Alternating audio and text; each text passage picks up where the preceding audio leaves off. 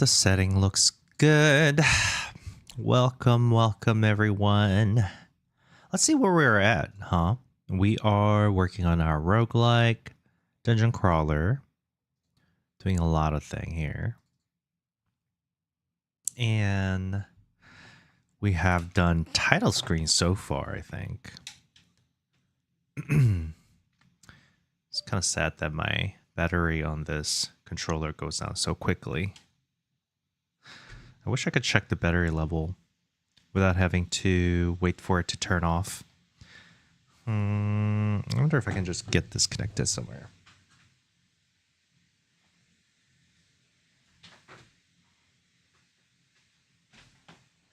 Aha, maybe this will work. Just turned on. Hopefully, this will keep it charged. Yeah. I'm noticing that my project is taking a lot longer to load nowadays. Must be a big project now. Hey, Lucky Quesadilla. Hello. Says, did you have a quesadilla today? No, it's too early for quesadilla for me. Unless you're saying there's no too early for quesadilla. Hey, William. Welcome back. Says, hey, what are your plans today? Well, let's take a look. I'm just getting started now. Obviously, I feel that I need to... Let's see. We got this title screen. And then the game starts, right? And then whatnot. So today we're going to make a hub world. The first time user experience. We're going to go look at our design real quick here. We said we're going to have a title screen, start the game, and player starts in a room with rocks and walls. So we're going to have a little tutorial experience where player gets to learn how to break walls down in this very basic level. So we have the title. So we're going to have to create some levels. Basically, we're going to work on this first time user experience. So far we have player starts in a room with rocks and walls where they get to learn about mining, and player gets to mine a bunch of materials and first run into unminables. So we do the tutorial.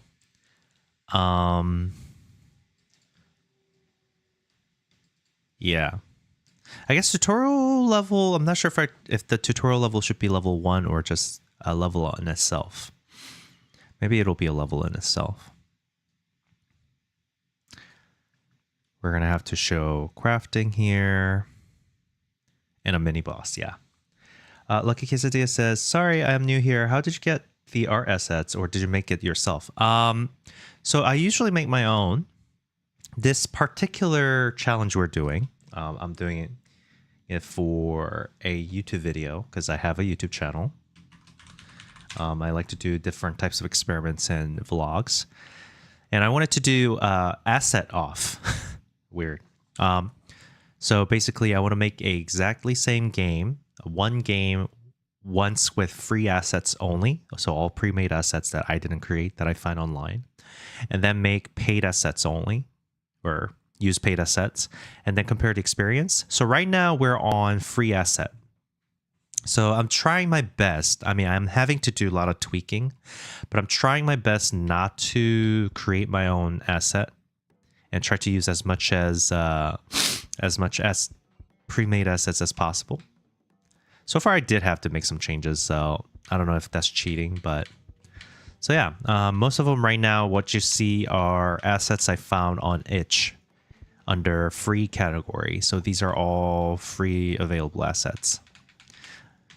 I suppose I should also list the assets on my video, including this boss is also a free asset I found.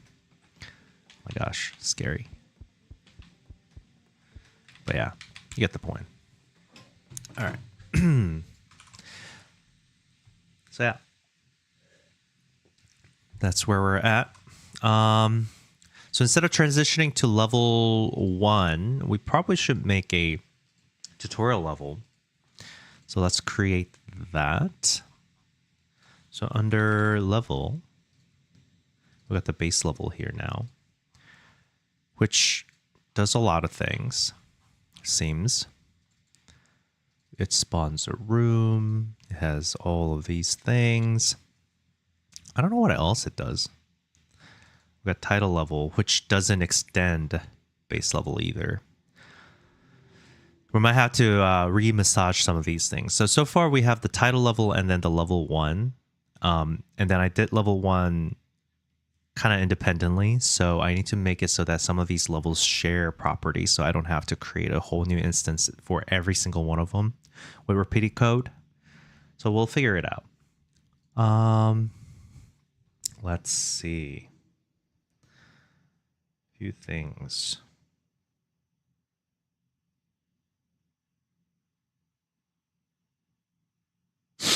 Sorry. This is a little sniffly as usual. That's how these things go typically for me. Okay. Hey, Conic. Welcome. All right. So let's do some tutorial level here. Player will start in a room with rocks and walls, right? How about we do a player fall? I think that's probably a good idea. Hey, Mikori. Good morning. Oh, starting straight with the squats here. All right, everyone, let's squat into the dark. Incredible.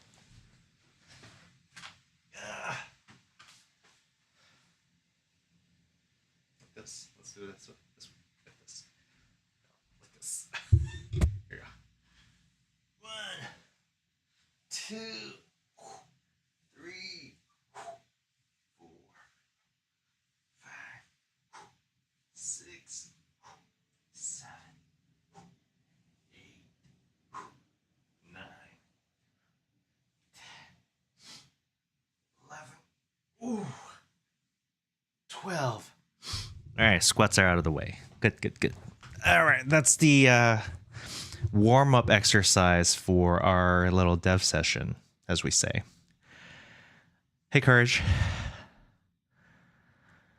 Lucky Quesadilla says, make it so that the tutorial level has 1 in 100 chance for that boss to appear before the player even knows what to do. Potentially a genius move or a terrible move. Corbel says, how you doing, Ezra? I'm doing well. Just trying to finish our projects and video as I usually do. McGrath says, I would do squats with you, but today is my upper body day. Tomorrow is lower body. Oh, I see. Gotta do it every day. Lord, it's upper body day every day. And Corbel says, nice. Yeah. We're working on our little dungeon crawler at the moment. Specifically, I don't know if you caught that, but we're saying I'm trying to do a vlog where we're using free assets only and then the paid assets only to compare the experience. And we're going to make exactly same game, just reskin it and see how that does. I might actually end up changing some of the mechanics with the paid assets because I had to make some design decisions based on the assets available, and that may change depending on what we get. Courage says, by the way, Ezra, do you know how to change the language on Twitch? Mine randomly changed to Spanish. Oh, I have no idea. I don't know. It sounds like a browser setting, potentially.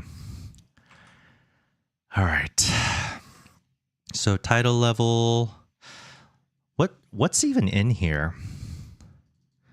What does the level require? A start, I suppose.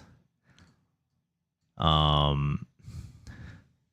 suppose also the level should automatically connect all the potential characters, reparent the characters that are created by subsequent rooms, and then connect the spawn handling of those characters, potentially. Okay. I think so. All right. We're going to create a new instance. I'm not sure if it should be... I don't think we want to do inherited, do we? Okay. So the question is, do we do inherited scene or do we do just whole new scene that just extends a base level? And that's always a question, I think. All right, I'm just going to create a new scene. And this one's going to be tutorial level, the very first one. And basically, I want to make it so that the transition goes from title to tutorial level. And on tutorial level, we should have some setup, like a tutorial room setup.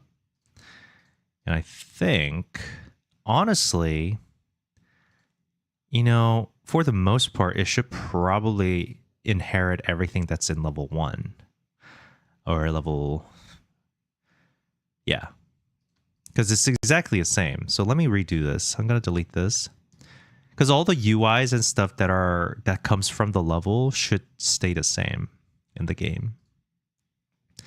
So let me try this. I know this can potentially be really messy, but we'll see. Tutorial level. We're going to save this as tutorial level. If I can find a level here, map level, there it is. We'll call this tutorial level. All right. Can't overwrite scene. What? Doesn't exist. What are you talking about? I guess it hasn't updated. Title level, tutorial level. Oh, it's still open. Whoops. Okay. Gotta close this. Don't save.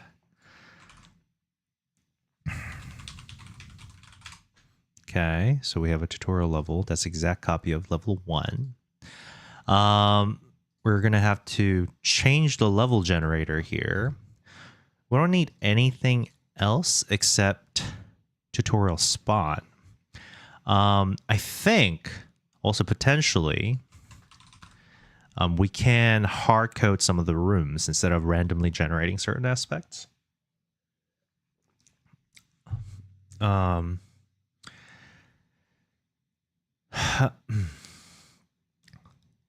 Incredible says, Craft Picks just had a jam offering subscription as prize. Huh? What's jam offering? Jam offering subscription? I don't know what that... I also don't know who Craft Picks is, unfortunately. Lucky Quesadilla says, yeah, my Twitch is set to British, so instead of saying... Oh, okay, sorry. I think links are disabled, so if you have period in between your words, it's going to think that it's a link and censor it. Because it started a diet workout schedule last week, lost around 7 pints of... Wow, already? Careful. That's a lot of weight to lose in a week. Unless it's mostly water weight. Lucky Quesadilla says 1 pound per day. Nice. Or 0.5 per pound, maybe. I don't know. That's a lot. That is a lot. I don't know. That sounds crazy. New diet. What kind of diet is this? I guess it also depends on where you start. That sounds kind of crazy. I'm not going to lie. All right. So I think this level I have is set up so that all I have to do is change the level generator logic, and then it just kind of automatically works. So what we're going to do here, which we're going to instantiate or inherit the base room and call this spawn room, right? And I think perhaps, oh, I gotta move this to the room. Well, we have each rooms here. I suppose there should be a very specific room for each level, potentially. So we could create folders for, how should I categorize this? I should have tutorial rooms. They're very specific. And then we're going to have a folder called, should be level 1. I guess it could be split by level. Level 1. So basically, generic rooms, and then everything else goes under. Thanks for the follow, Skullzerker. Curse says, do you know how to change the language on Twitch? I do not. I actually don't. You might have to search it. Ask an AI, I guess. Google search it. You might have to. Okay. Stone is also pretty generic. I need to change it so that it generates it differently. Spawn room. I guess most of them are that. I'll rename this now. Excuse me. Tutorial spawn room. And I probably will have to come up with new event layer here. Let's see. So event layer indicates like some of the non-visible, so it's represented visually on the game engine, but when the game starts, it's just information. So for example, I have E for entrances, so I have some rooms, and then I mark potential entrances with this. I think I want to also mark a possible spawn position. So what I'm going to do here is I'm going to take that event layer tile set, which I guess it might be under, I don't know where it would be, event tiles? I guess so. And then create one called spawn, probably. And that'll just be, I guess, I don't know, a square with S on it, maybe? Or I guess I can draw a little stick figure.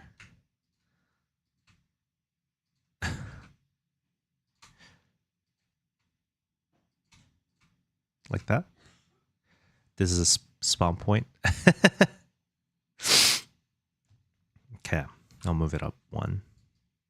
There you go. Can't be centered, unfortunately. All right, export. And that means we're going to color this out. There you go. Thank you, McCory. McCory says, bless you. Appreciate that. All right. In the beginning tutorial room, I definitely want, maybe I need a NPC or something.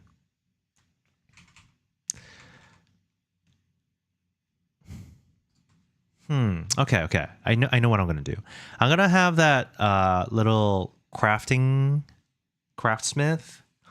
or whatever person, and have this person be basically instructing, and basically they're all stuck. And then they can get out somehow. All right, I think that's a great idea. What we're gonna do, we're just gonna draw some simple map,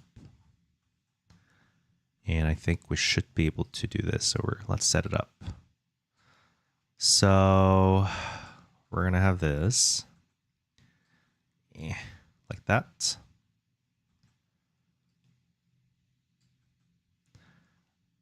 This is the spawn room, and on the spawn room, we'll probably just fill it up with a bunch of walls. Like so.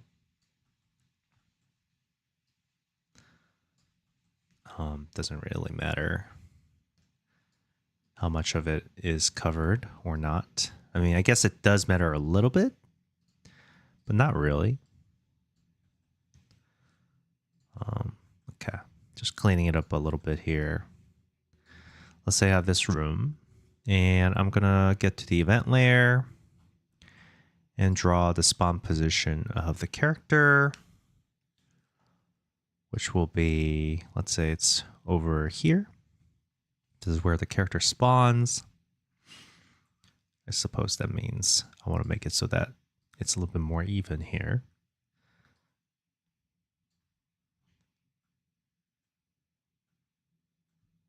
Spot centered, I think. Okay. This is where things will spawn. Chris says, it's never an Ezra stream without him being allergic. Also, bless you. Yeah, no, exactly. I don't know. Weather's been good. It's summer now. I shouldn't be allergic to anything anymore, but, you know, the way things go, it's always not as simple as that. Golden Lion says, totally random question. How did you get into Google originally? How did I get into Google? I mean, I was working in Amazon as software engineer for a while, before going to Google. I got reached out by recruiters quite often while working in Amazon, and every time someone reaches out from Google, I did interview. Not to say that like I tried super hard because I had a job security already, but I studied a little bit, just like normal interview studies, and then I interviewed like a few times over the 8 years, I think. And I don't think the thing is the preparation or like the kind of quality of interview that I gave never changed throughout, but I just happened to get it on the fourth time I tried out of 8 years. I was like, okay, well, I guess it's time to change. So I went over. So it's not a remarkable story. Nothing crazy. I didn't like, okay, this is what I did, and then that made me successful. It's like, no, it's like basically like day-to-day condition. You just do your best, and then eventually get it, is how I got it. Golden Lion says, I had a referral but didn't get an interview. Interesting. I thought referrals usually guarantee interview. That makes me wonder. I gave a referral to a person before, and they got an interview, but they didn't get it. But yeah. I mean, big companies like to, what do you call? Bias towards cutting a potentially good candidate by mistake than potentially hiring a bad candidate. You know what I mean? Even though they still do. Hi, Godot. Golden Lion says, sounds like a hiring freeze is going on based on some discussions I saw. Hiring freeze has been on and off quite a lot recently since like 3 years ago. Things are not amazing at the moment from what I hear. How would I know? Okay, so let's do something here. What we're going to do is we're going to try and see if we can change the generation logic or base level logic where we do player spawn. Player gets added here, and then they get reparented, and the player's position before it was in the middle of the room. But now I'm going to ask the room to spawn room to give me the spawn position. Spawn get spawn position, like so. And that spawn position logic will be just a scan on the event layer. So get event layer right there. So we'll have function, the spawn position, which we want to return vector 2. Vector 2. Yeah, we want the grid position. And then translated letters. Spawn grid position. And by default, it'll be halfway. But otherwise, it's going to look for an event layer. So we're just going to say get event layer. And then it's going to scan through the event layer. Which is tilemap layer, I think. Event layer, which does what? Get entrance direction is entrance event. That's fine. And then it's going to have is spawn position, or player spawn, I guess, is player spawn event. Provide the map position of it, the coordinate. And what we're looking for is basically the same thing, except the position, which is player spawn atlas chord, which is vector 2i of 40. So it's just checking if this is it. So it'll just be like, hey, are you the same as this thing? There you go. So we have that. So we're going to loop through event layer where get used cells, filter the position by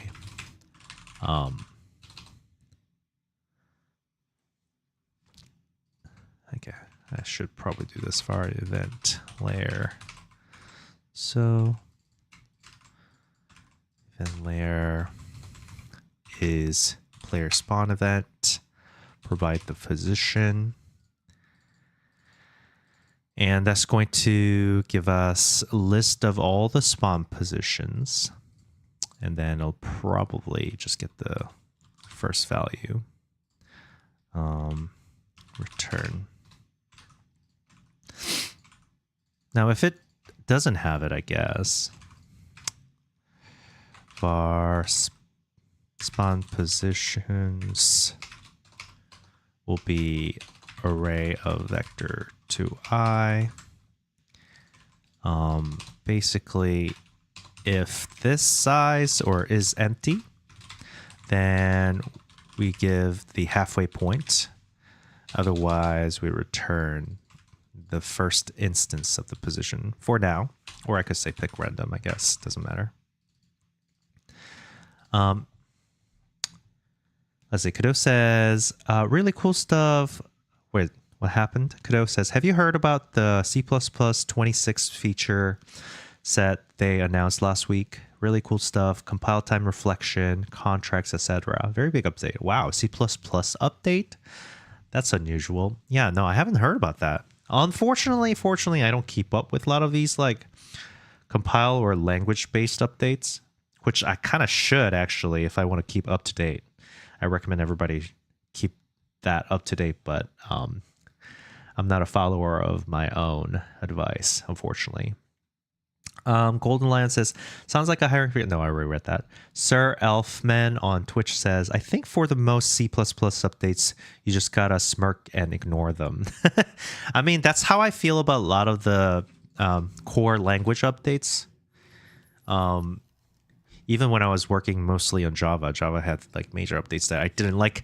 The Lambda functions, you know, I didn't touch it until like way after the version they included the Lambda functions with, you know what I mean? Like, so sometimes like you just do what you do because everything works and you're used to it. But then you realize, oh my gosh, this can be really good. Like when they added, I remember when Java added stream and Lambda and I was like, I'll do that later. Now I can't live without it, but yeah, interesting. I would love to take a look though, see what kind of improvements they made. I don't know. I feel like at this point, a lot of the language updates are mostly quality of life than actually like core features, but maybe. Godot says, I think it's good to use new stuff as the scenario comes up. Yeah, no, I think that's also good too. At least being informed to know that there are certain scenarios where the new features are useful or space saving. It's good to have knowledge of, but if you don't use it, you know, it's not the end of the world. Sir Elfman says they will suck and you will be disappointed. Yeah. Like for example, you know, the common thing that you learn in the beginning, like of coding when you're doing the comparison, like a value comparison, you learn about how like primitives you can compare directly and they are not a reference-based comparison in Java, at least in a lot of the languages actually. But like how they're like, oh, but then the string, even though it's quote unquote primitive, but it's not because it's a set of characters. When you do a direct comparison with the equal, you're not actually comparing the string, you're comparing the references, right? So even if the value of the string is the same, you will get that the fact that the string is not the same. However, I do believe there were some changes, right? Because that's where you get into the habit of using equal to. But I don't know. I don't know if this is true anymore because some of the languages have been like, okay, well, actually, like people are making this mistake so much anyways, and you rarely need reference for the string. If you do, you're going to make a character array anyways. So we're going to make the strings comparable directly. And then I still don't do that. I still use to equal, you know, kind of stuff. Godot Godot says, no need to rewrite stuff just to stay up to date unless you get real measurable improvements. True. Sir Elfman says, when they added concepts, it was like 10 years too late, even when compared to Java, which by default had concepts. Yeah. Yeah. Kurt says, Ezra, can I please create a poll? Poll on what? Thanks for the follow, Absolute. Sorry. I didn't notice you 3 minutes ago. Elfman says, they did the dot equals thing in Java because there is no operator overloading, so it made no sense to special case the string case. Yeah. I understand the context, but I feel like somebody has to check this because it's been a while. I feel like at some point, oh no, it wasn't that. Java never went for direct comparison. There was some other stuff where they're like, oh, like this is no longer a thing you need to worry about. I'm like, oh. Or like they add stuff like, oh, you can do switch case on string value instead of having to convert it to, or whatever. Some random stuff that I was like, huh? That makes no sense. Anyways, but it's been a while. Curry says, will Ezra stream for 4 hours? Sure. I don't know if the poll result will really decide what will happen, but you can try. You have the freedom to do that. Sir Elfman says, C# I think has proper equal in string. Yeah, I think Java also does too, unless they changed it. Let's see. It's just the scripting languages oftentimes don't have that. A lot of the memory-based languages still stick with it because fundamentally it can be really confusing to be inconsistent like that. But I don't know. Godot says, I want it to be super clear from looking at the code. Yeah, no, I think it's... Godot says, oh, the thing I hate the most about Java is the ambiguity of passing by reference versus by value. Yeah. I mean, they tried to shortcut it because, they're like, oh, we're improvement on C. We're still object-oriented and we have the concept of, references, but it's auto-managed, right? Like the whole like dangling pointer and stuff like that is auto-managed. So they're like, okay, well, that's our identity, so let's go with that. I think everything has a pros and cons, obviously. But yeah, interesting place to be. Anyways, so we wanted it to be halfway between if there is no spawn position that is assigned by the event layer. Instead of trying to rewrite it, I'm going to copy and paste what I had before. Like that. And then I'll come over here on the base level, or not base level, base room. It's going to be its own position. It should probably be a relative position, honestly. And it should be a grid position, huh? Yeah, I think so. Okay, so what I'm going to do is I'm going to get the room size and then divide by 2. So it's a halfway in between. Round it down, right? Room size, like so. And so what we're going to get is a grid position. So what we're going to get here in reality will be spawn room's actual position plus is grid position multiplied by the cell size or grid size, which is this. This may or may not work out, but anyways, cool. Since I changed an existing code, I'm going to test it if this still works with the spawn position thing. Okay, we got the start, and then level 1 starts. And this is where it dies. It says non-existing function gets spawn position. Oh.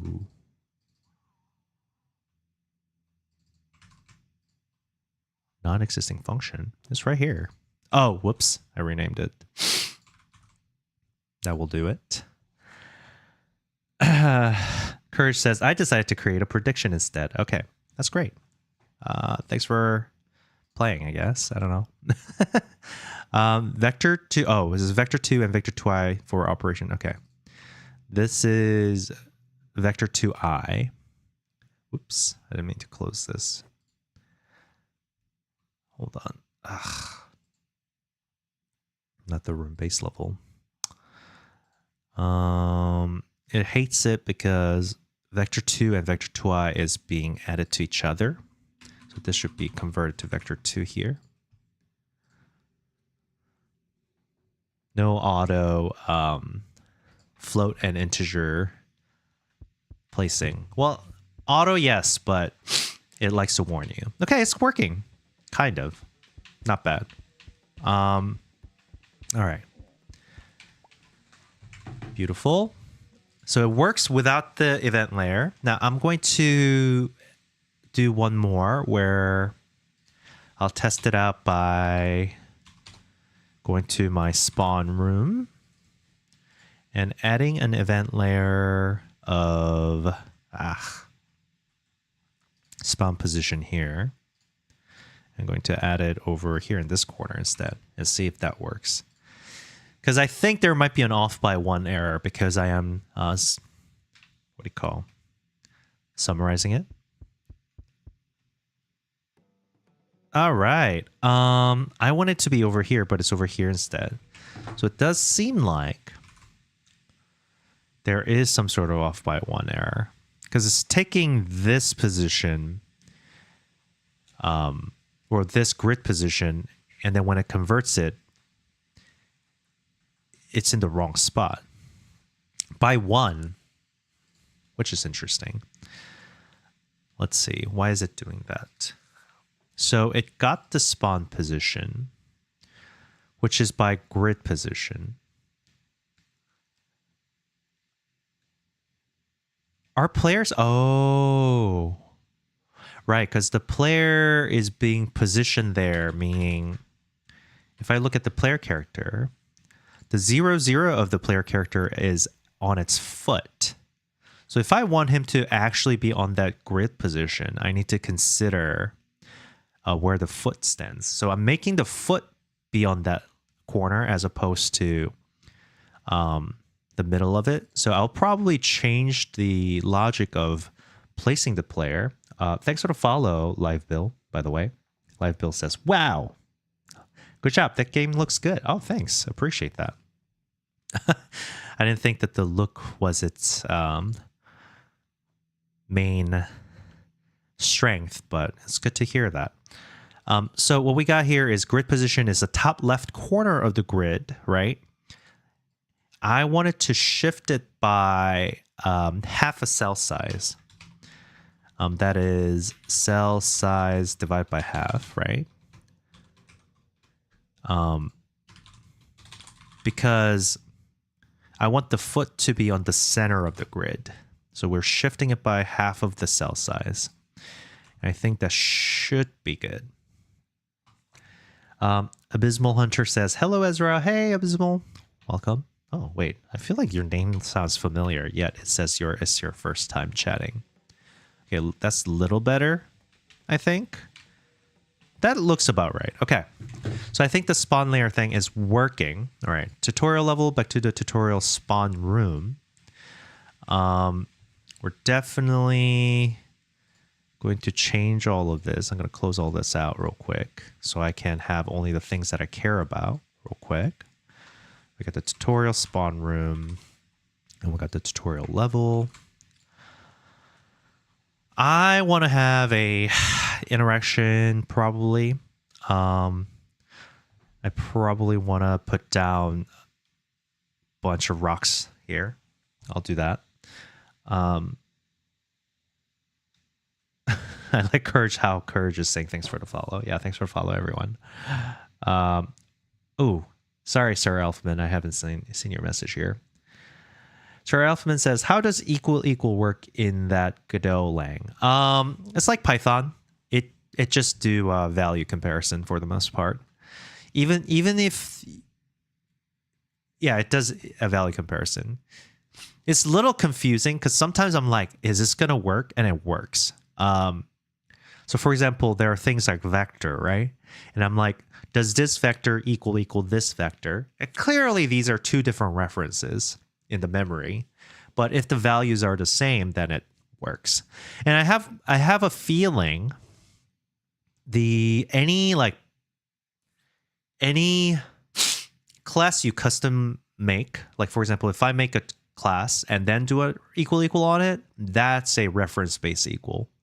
But any like existing values like vector, whatever is considered primitive in this sense, I guess, whatever the game comes with, then it does a value comparison. I don't know. It's hard to explain because vector clearly seems like it should be a class, but it's primitive. But if you're doing equal on like some of the already existing entities, for example, 2 different sprites, it's not going to just do it based on the texture value because there are some other parameters to it. So I don't know. You get used to what they do. I think you need to kind of rely on the experiment as opposed to just going with the feeling. Let's see. Abysmal Hunter says, let me fix that. Hello there. Hi. Says, so I don't know much about coding, but this looks sweet. Thank you. Appreciate that. You know what? If you follow along, you will eventually know a lot about coding, I'm sure. We are all kinds of level here. Anywhere between I have no idea to, oh, I know exactly what to do, and I have been in the industry for years and years type of people. So a lot of good knowledge base. You know, if I don't have the answer, somebody does, typically speaking. So if you want to make games, you're in the right place, I think. Especially with Godot, I think. But mostly, it's a co-working space. So you could watch me in the background passively while I try to lay out some of the stuff. I want to make new event layers. So we have this, what do you call? A spawn layer. And then I also have this other thing, stone vein, where I do these like, oh, potential position for resource spawning. And then I place this resource vein thing and then generate a rock. I want to make a different one where basically if I place this event layer, it guarantees a rock there. So I can control it more. So I'll do a new event layer here, tile. I'll create a rock one where I can just have a resource. Let's call this, I don't know. So this is going to be a resource. And then this will be stone. For S for stone. I don't know. I need a little bit more space.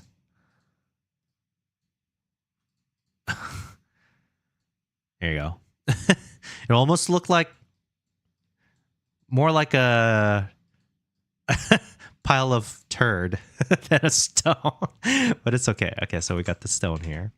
We'll export this real quick. Void says, Ezra, hi Void, welcome. Abysmal Hunter says, you got it. I know some HTML and CSS, a smidge of SQL, but that is it. Hi, that's a good knowledge to have. So I'm glad you are able to do those things. Hey Void, we're working on our tutorial level-ish, kind of. Oh my gosh. Maybe I'm sneezing a lot because I'm talking and then my mouth and nose is vibrating. And then I got like nose hair that's growing out. Because, you know, there's an old man problem. I didn't have this problem before, but my nose hair, I think, is just getting too long now. And it's just like tickling me. I need to get that trimmed like an old man.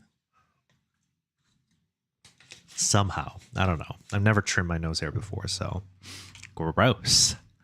That's right. It's not all glamour and what do you call? Yeah, it's not all glamour out here. We need to talk about nose hair. All right. What I actually want to do here,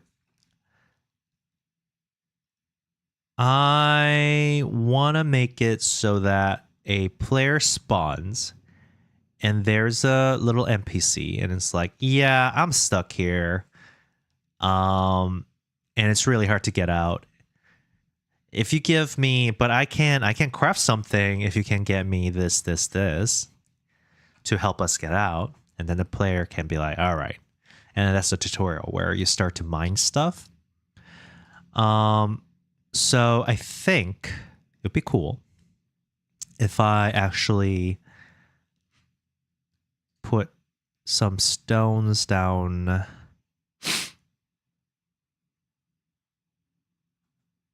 Maybe like fill it up down here. maybe go right. I think going right is probably better. So I'll make this a little bit smaller. It seems a little bit, maybe not. Okay. So we'll do event layer, stone, and we're gonna fill this up like this. And on the middle, I'm going to remove some of these path like that. And on the event layer, we'll create a connection entry point right here. Or I guess I should do it like this. Like that, I think, is how we do it. I should probably empty out the base though. Like so.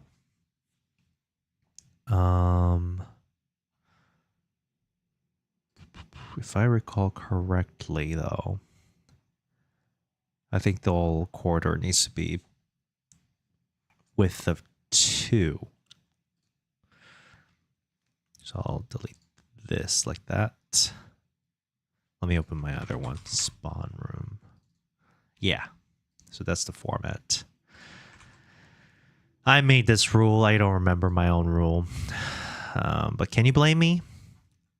There's a lot going on, you know. Okay. So we'll have some rocks down here. Oops. On the middle layer. Okay. So there's a lot that you have to go through. And then we're going to make it so that these things spawn. Curse says, Void. Hi. Void says, is there even glamour? Oh, yeah. No glamour ever. Hey, sometimes it's glamorous, I'm sure. Void says, okay, with the exception being the deep squats. Oh, you're right. That is the glamour. Literally, we got the glamour and the curves from our deep squats. Void says, AFK, eating dinner. All right. See you later. Redalux says, hey man, hope you're doing good. Just came back to say I know how to use LeetCode now. Lol, did around 20 exercises so far. Great. Glad to hear that. Seems like you're getting your little coding chops on. Okay, so I'm going to have the players start here. And then I'm going to add probably the craftsman over here, probably. Just chilling up here.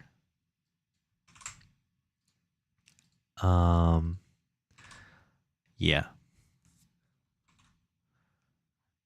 That will be the first level. So this will be like, hey, dude. Ooh, yeah. Maybe the second layer should be copper. Or this part should be copper, I think. Oh, you know what? Okay, I got a new idea.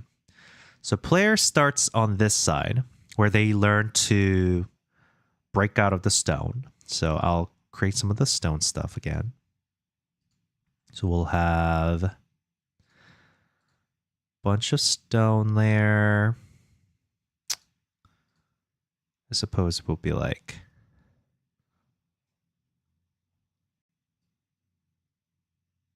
that. Yeah. And to have the player move from here. Spawn from here, I guess. Yeah. And then this one. Hold on. Let me do a little bit more. And then I'm going to delete all this. And add one more. I'm going to put copper over here, basically. So that with the base attack, they can't get out. Oh, you know what? It might be more satisfying if I actually don't have this yet. All right. So we have starting room with the event layer blocking over here. I'll draw like that. And we're going to put rocks on those things.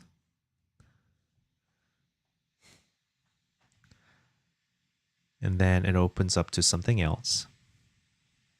Yeah, I think I'm gonna move all this actually.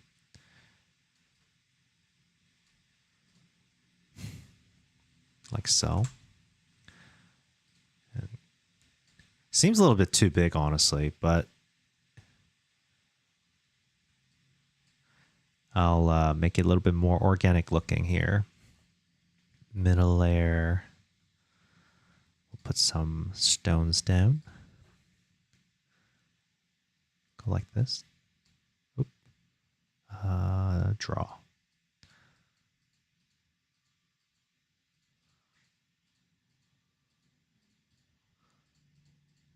Like so.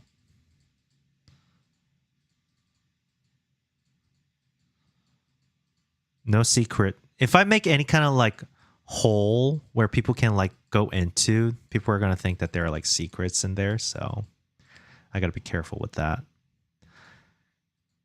Because I hate going into like an unusual corner and not seeing that like there's no special things there, you know. Gets a little annoying. And then we'll put, I think this is okay. This should be okay. So player starts here, stone gets placed down. We're going to put tutorial level here, level generator. We're going to put tutorial spawn room on this. Tutorial spawn room as one of the elements. New room level config is going to take the spawn room. Is starting room. Going to spawn 1. Minimum distance from start. It doesn't matter. Max connection count 1. There you go. And then it starts. And then I want to make probably a fighting room. So we have a concept of mining. And then we're going to have a concept of fighting. Right. Which I guess we could say inherited scene. Child scene. Inherited scene. Oh, we got to do it from here, I think. Base room. Courage says, also Ezra, do you know Exit 8? I don't know, actually. Doesn't sound familiar for some reason. Well, it sounds familiar, but I can't immediately recognize what that is. Let's see. This will be called the tutorial first fight. I'll save that under tutorial room. Tutorial first fight room. And this one probably will have 2 connections here. So we're going to put down some base layer.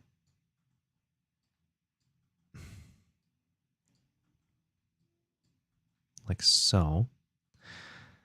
And then we'll have the, oop, wrong one actually. Base level draw. Some square here. And then we'll do walls, which I guess would be like, whoa, that's actually huge. It needs to be like this.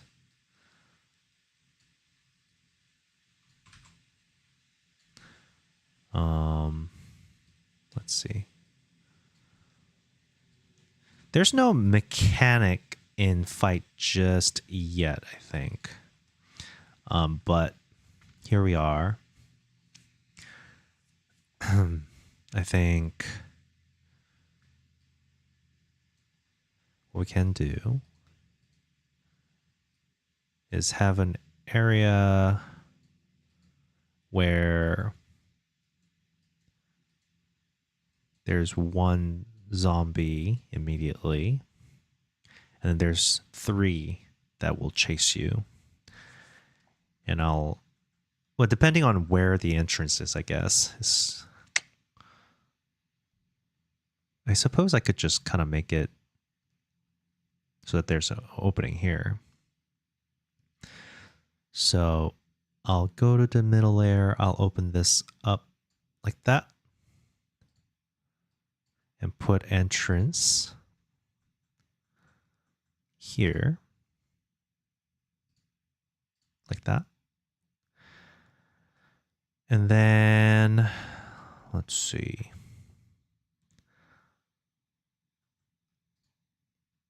Don't worry about the stone just yet. We're going to put this middle here.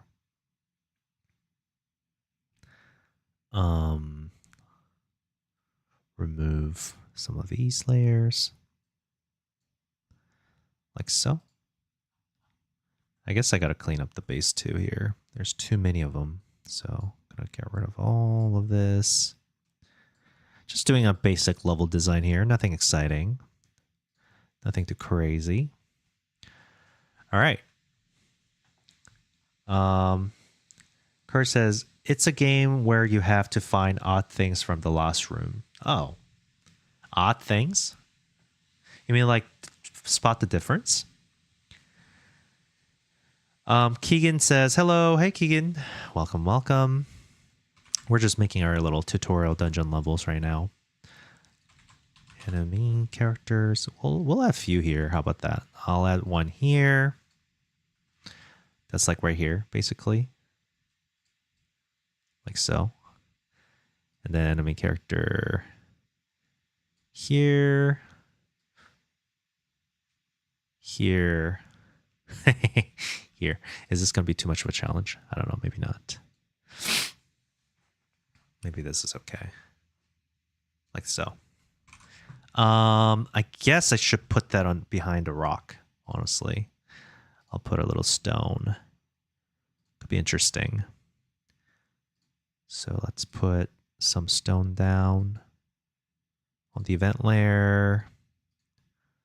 Do boop, boop, boop, boop, boop, boop, boop, boop, boop, boop, boop. Like so.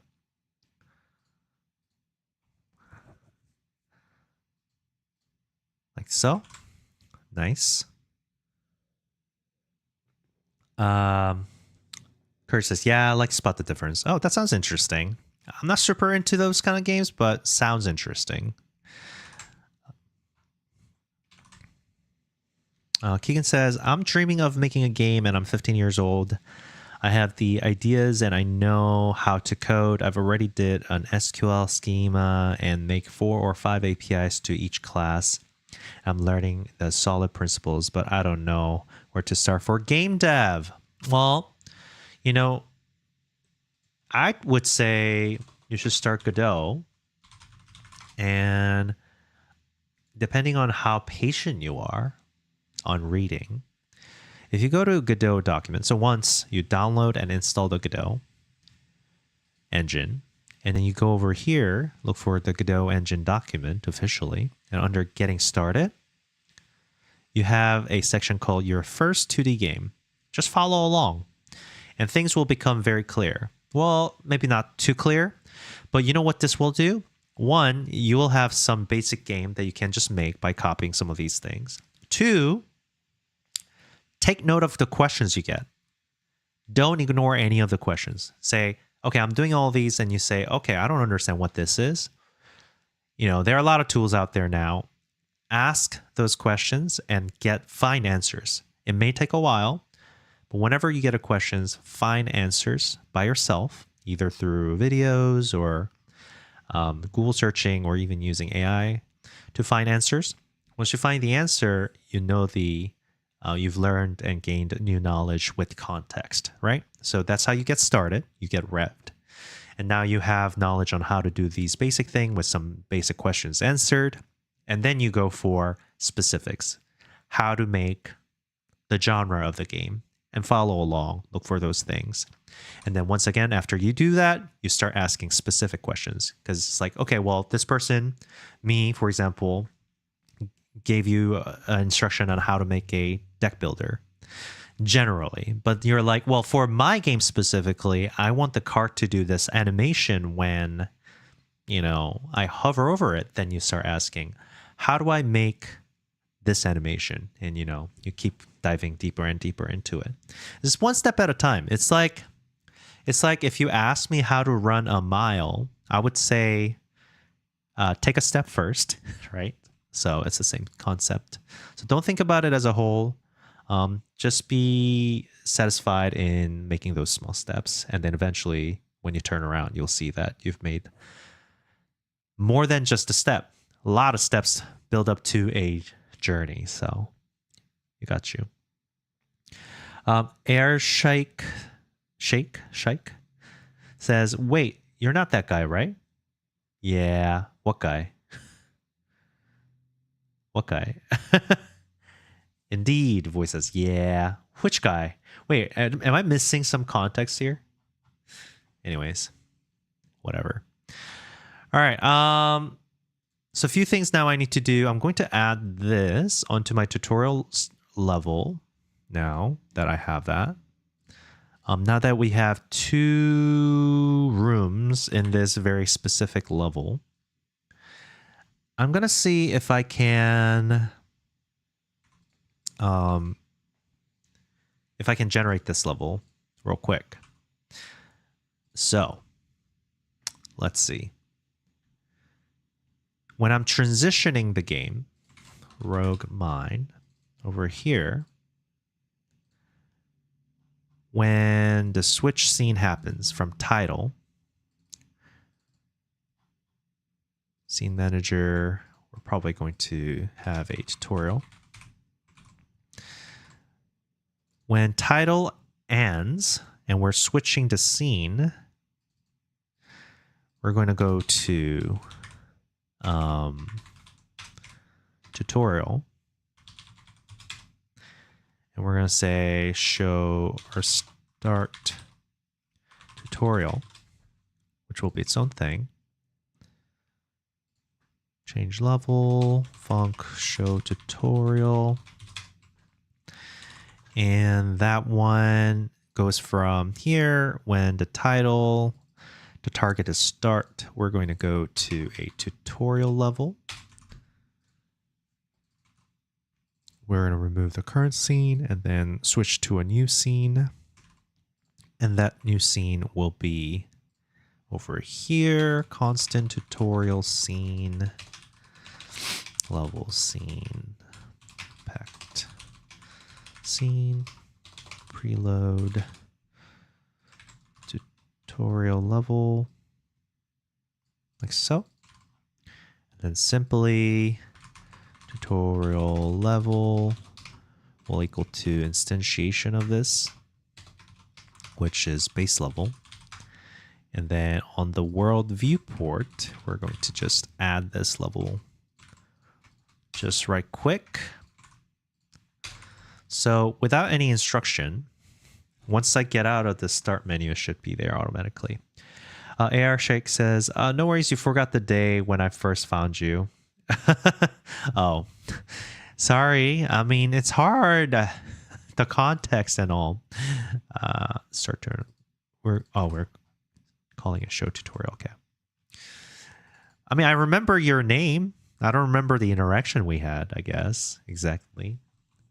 Am I that guy or the other guy? I think vaguely remember something like that. Keegan says, oh, okay, thank you. Yeah, no problem. And good luck. All right, over here, out of bound. There is no spawn room. Oh, is this still using the spawn room name thing? Oh, yeah, it is. Room name equals starting room. Tutorial level. Because I was trying to rely on this is starting room. But it seems like it's relying on this.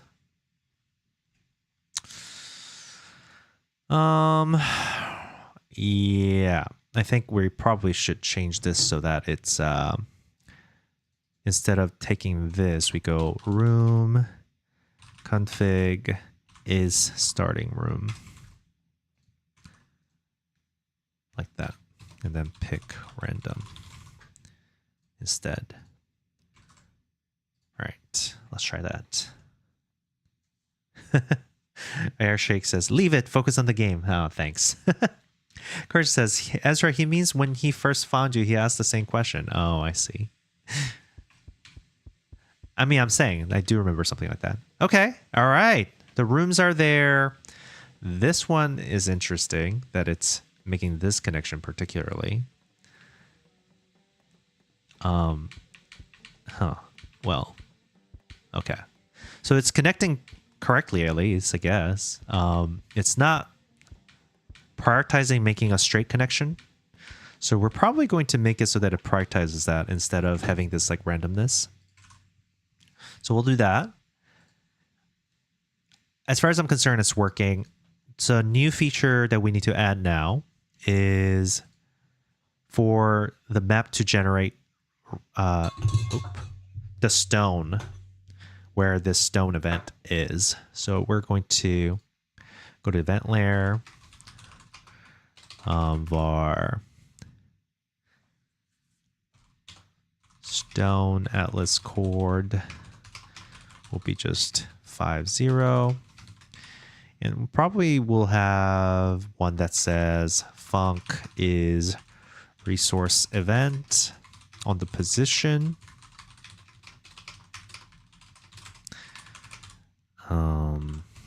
Has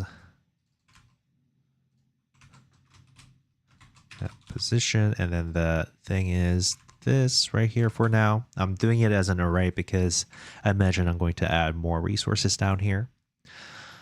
Okay, well, I think that notification is on YouTube. UPD40, thanks for the sub. Let's see. I need to get some of these like, what do you call? Voice to text to speech working. I thought it does, but it seems like a lot of times these alert boxes don't really work. Because when I test it, for example, if I go, oh wait, how do I test the text to speech? It's somewhere in here. One of these are text to speech.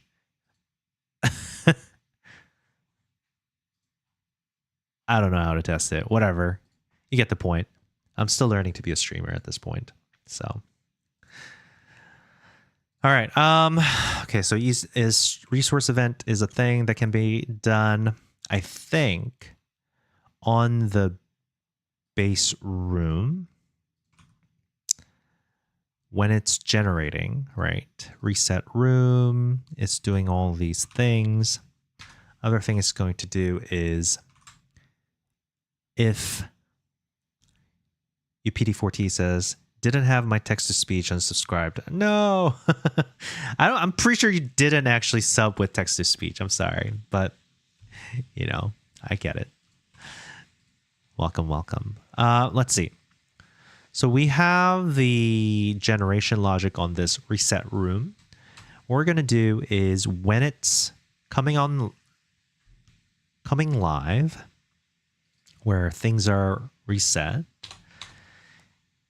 it needs to go scan through the events. And I think that's being done by the level, actually, because a lot of the entrance logic and event logic is handled by the level. So I think it should be the level that does it. So level creates a spawn room. It does all these things. I think when it's rendering, if I can find the event layer here. Let's see where I'm calling this. Excuse me. Jeez. On the base level, after placing the room, who's calling this? Thanks for the follow. Airzy the Witch says, bless you. Appreciate it. And welcome. Voice says, delicious and filling Banks and groundnut soup. What's Banks? What's Banks and groundnut? Always hits different. Sounds good. I do like a soup. Yeah, what a first time chat. It's appropriate. I keep sniffling too. I know it sounds gross whenever I go on the mic, but sometimes I can't decide on when to cover the mic and when not to, you know. Banku. Never had this. I want some. I'm hungry. I had chia seed pudding for breakfast, and it's like the smoked. It was tasty, but it was also healthy and not copious.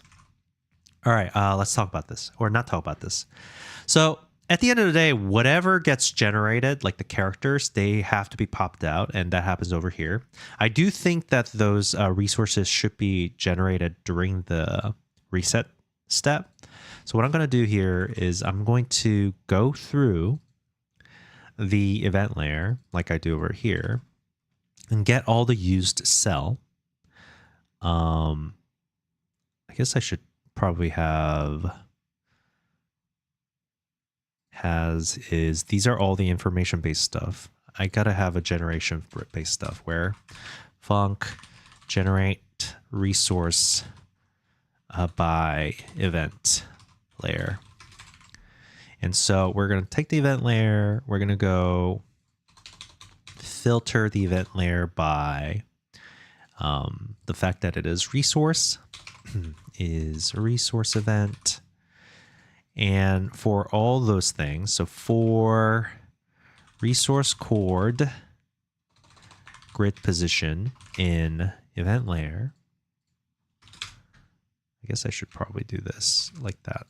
Var resource spawn positions, which would be an array of vector 2i for now. And this is how it does it. And it'll be in a grid position. And for those things, we're going to have to say, hey, event layer,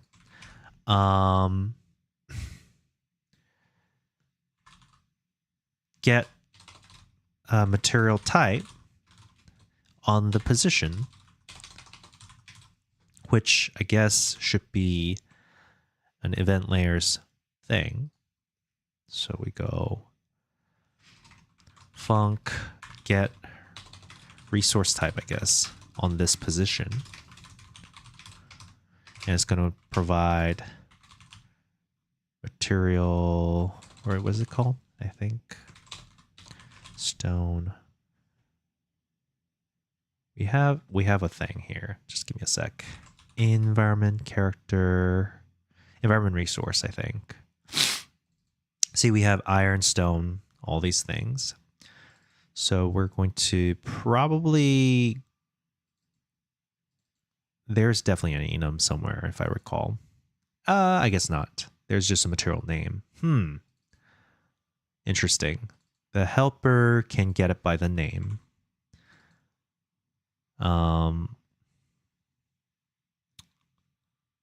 Let me take a look. There might be some multiple stuff happening here. Because map item definitely has some sort of, you know what? Okay. That's fine. I guess I'll just do it by the name. So on, oh geez. Courage says, anyways, bye Ezra, bye Courage. Voice says, have a good one, Courage. Voice says, you can look it up. All right, let's look. Banku and groundnut. Banku and groundnut soup. Ooh, it looks good. I want. Oh my gosh. Sounds bussin'. I'm hungry. Feed me, everyone. Feed me. I need to be fed. Wow.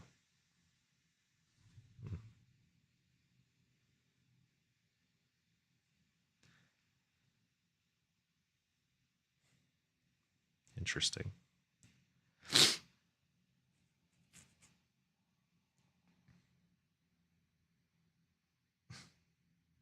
Sorry, I'm just checking something out real quick.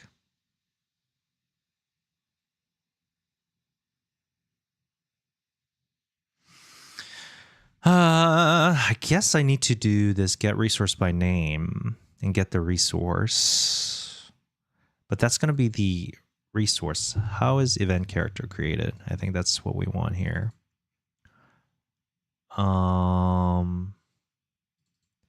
This one just takes the environment resource. And environment resource is retrieved with the environment resource helper. So I think I can do that. I'll do that. Catboy. Hey, Catboy King. Welcome. Long time no see. It's been a while.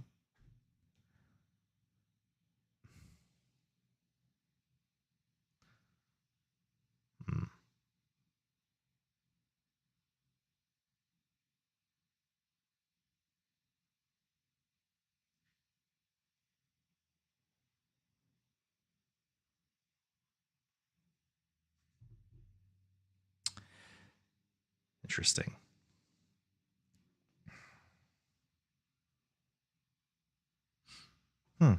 Okay.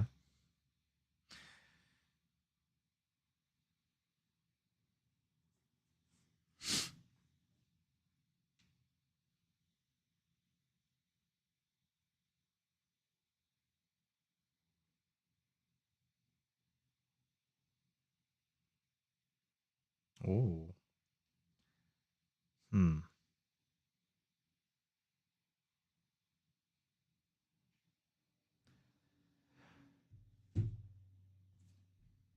Anyways,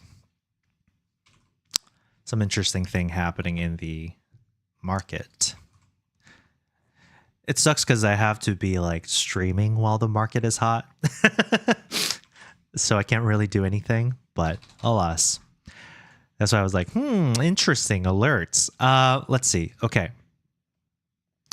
What we're saying is I'm a little distracted here. I'm sorry. On the generate resource, we have the event layer here, which is breaking right now because I didn't finish this. Okay, yeah, get resource type here. I guess I should get the resource or what do you call environment resource as the result. And basically it'll return environment resource helper, get resource by name. And then the name will be basically I wonder if I have something. Hold on. I might have something here. Items. Component item. Yeah, see this material helper. This is also by name. So nothing crazy here. So we'll say it is a stone, which we're calling stone here. Taking its name. We're taking the material name. Yep, we're calling it stone. Cool, cool. So we'll go get that. Boom. For now, this is it. But later we can be like, hey, based on this, what do you call? So like I can do Alice chord,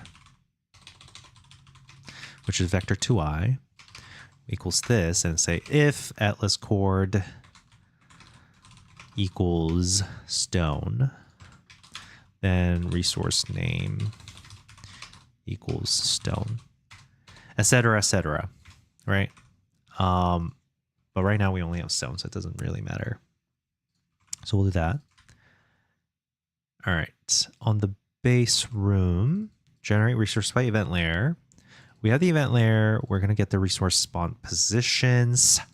On grid, we're going to say, hey, give me the resource type, which is resource, or env resource, which will be env resource. event layer. And then I'm going to create a environmental character based on that, which I guess, I wonder if I should have a global instantiation, like character instantiation helper, honestly. Not a game config, not a game state. I guess it could be a game state technically. Say we have env character scene, which is a preload of the environmental character. And then we can say get enemy character. We'll just create environmental character, I guess. Instead of saying instance, we'll say func create environmental character with environmental resource, and then that'll create environmental character here, and it'll just simply return our character, which will be in the character scene instantiate, and character is going to have environmental resource, which will equal to this guy, and then return here. The problem with this one, I think, potentially, is the whole ready thing, but I'm already handling that, so I don't think it'll break. Yeah, should be okay. Erzi the Witch says, what you working on? I'm currently working on a project tentatively called Rogue Mine, which is roguelike dungeon crawler with mining and crafting as kind of like the main mechanic. Main thing is that I'm trying to make this as part of the experiment of creating a devlog video called Free Asset versus Paid Assets, where I'm creating the same game by using pre-made assets only, once with free assets and then paid assets. So I think that's going to be an interesting experience comparison. Right now, more particularly, I'm creating a tutorial for the game. So I created the regular fight, all the mechanics. I created the title scene and scene transition. So right now I'm trying to make the tutorial level for this game. And as part of creating a tutorial, I need to be able to script a very specific shape for the dungeons, right? Instead of just using random dungeon generation. So I am adding some features that allows me to do that, which is nice. You know, a lot of things are coming out of this, by the way. I had 2 devlog coming out of this game so far. I have created 2 tutorial on dungeon generation so far. I'm planning on making a dungeon generation plugin for Godot. That's going to be fun. That's on the edit. But yeah, fun stuff. All right, so we have generate resource by event layer here. Grid position, we have the resource. So we're going to get the global or game state, and then say create environmental character. We're going to provide the resource, and we're going to grab the character here, in which case we'll say add child, this guy real quick, and position is important. So we'll say the position of this would be, well, let me actually see what they are like. Environmental character. Yeah, they're at the foot. So we probably want to make it so that I just closed it. Base room. Child. Suppose we'll just make it so that the resource's position will equal to, or not resource, but this character for character will equal to the position of the grid times the cell size, which is, I guess, a global config. Global game config cell size, which is global game config. We'll create a constant called cell size. Vector 2, which is 16 by 16 for this one particular. Divide by 2. Or, yeah, we're multiplying by cell size and then shifting it by half of the cell size. Like so. But this needs to be vector 2. And then this also needs to be grid position is vector 2i. This is vector 2i, I think, as well. So we need to convert this to vector 2, this whole thing to vector 2. Multiply that to this, divide this by 2. All right, that's going to be the environment resources position. All right, let's see if that will work. So we're going to call generate resource by event layer in the beginning when the room is reset. Void says, I'm pretty sure you'll end up doing a self-made assets variant. I have to. If I'm going to release this game, because I feel like I want to release this game because I kind of like the game mechanic. Oh, invalid call. Oh, I am calling this actually get resource type. Like after the experiment, I'm gonna have to do the whole like, depending. I might cold call Fiverr and be like, hey, I have this experiment video that you can see. Can I get sponsored? And do I hired asset creators from Fiverr to improve this game, and this is what it looks like series. You know, I feel like that's an easy win.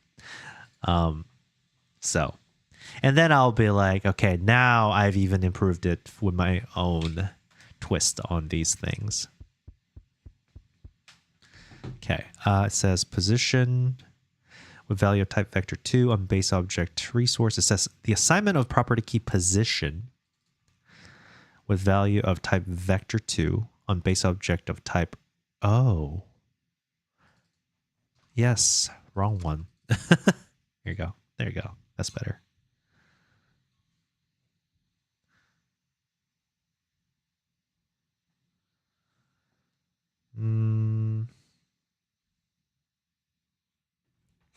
Okay.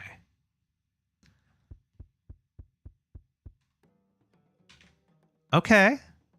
I'd say this is basically working. Wouldn't you say so?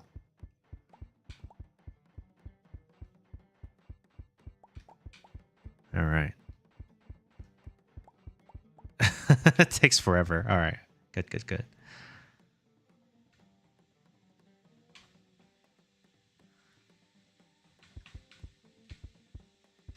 Oh. Ah.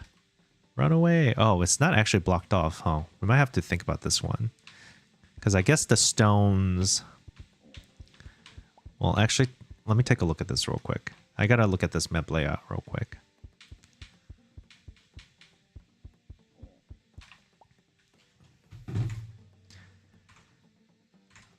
What does that look like? It's meant to be blocking, but it seems like it's shifted. Like it needs to be down here and down here. I can't really see the grid, unfortunately. Here. I mean, I can see this one. Compared to this one seems like it's in the right spot. So it actually seems like they're in the right spot. I think I might actually have to shift it by the whole cell size instead of doing half a cell size. Because half a cell size makes it so that the base of the rock touches it. That means I have this whole area that's accessible. My intention is for the whole thing to be inaccessible. So I'm going to shift the generation of the base room to be +1. So that means I'm going to do grid position, vector 2i +1 on both, and then do that instead of doing half step here. Let's see. Voice says, I'm really enjoying the in-editor game screen in Godot. This one? I need to learn how to use it. What am I doing wrong that I can't see this? How is it useful for you? Tell me exactly how you're using it. Futile Diploma says, last week you asked me to drop some pixel art in Discord for pointers.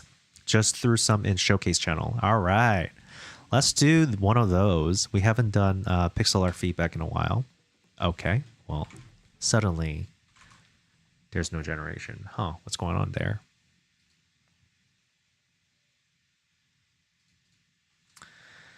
But Futile says, I suck. Don't judge hard. I'll judge as much as I need to for it to be useful. I'm not going to judge just for the sake of making fun of people. You know, that's not what it's about. It's about actually providing value. Okay, so the stone is not actually setting, which is kind of upsetting. So grid position, all I did was add this +1/+1 to the grid position before. Oh, well, order of operation, everyone, order of operation. That parentheses kind of ruined everything. That'll work now. Okay. So we have this. Nice. We got the nice blocked off thing. You're probably like, ah.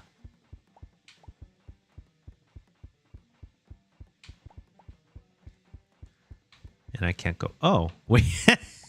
I should probably make this rock a little bigger. It seems like I can still go on top of this like this.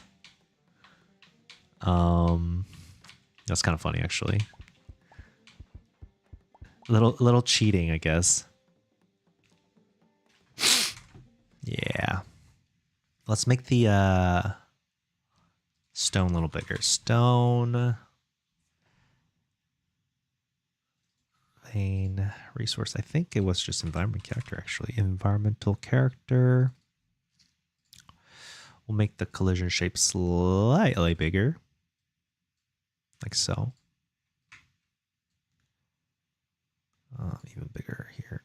There you go. Endo says, game, 3 dots, embed game. It's nice if you have high resolution. Oh. I have 1080p, no 4K here. Okay. I can't go through. Nice. Perfect.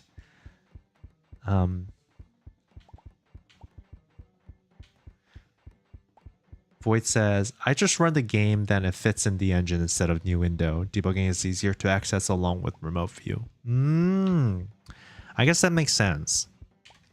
I mean, this game is like a pixel game anyway, so I think that might actually make sense. Though sometimes every now and then you want to test the full resolution. Okay. All right, looking good, looking good. It's generating stone where I want it to. I have the enemy. Okay.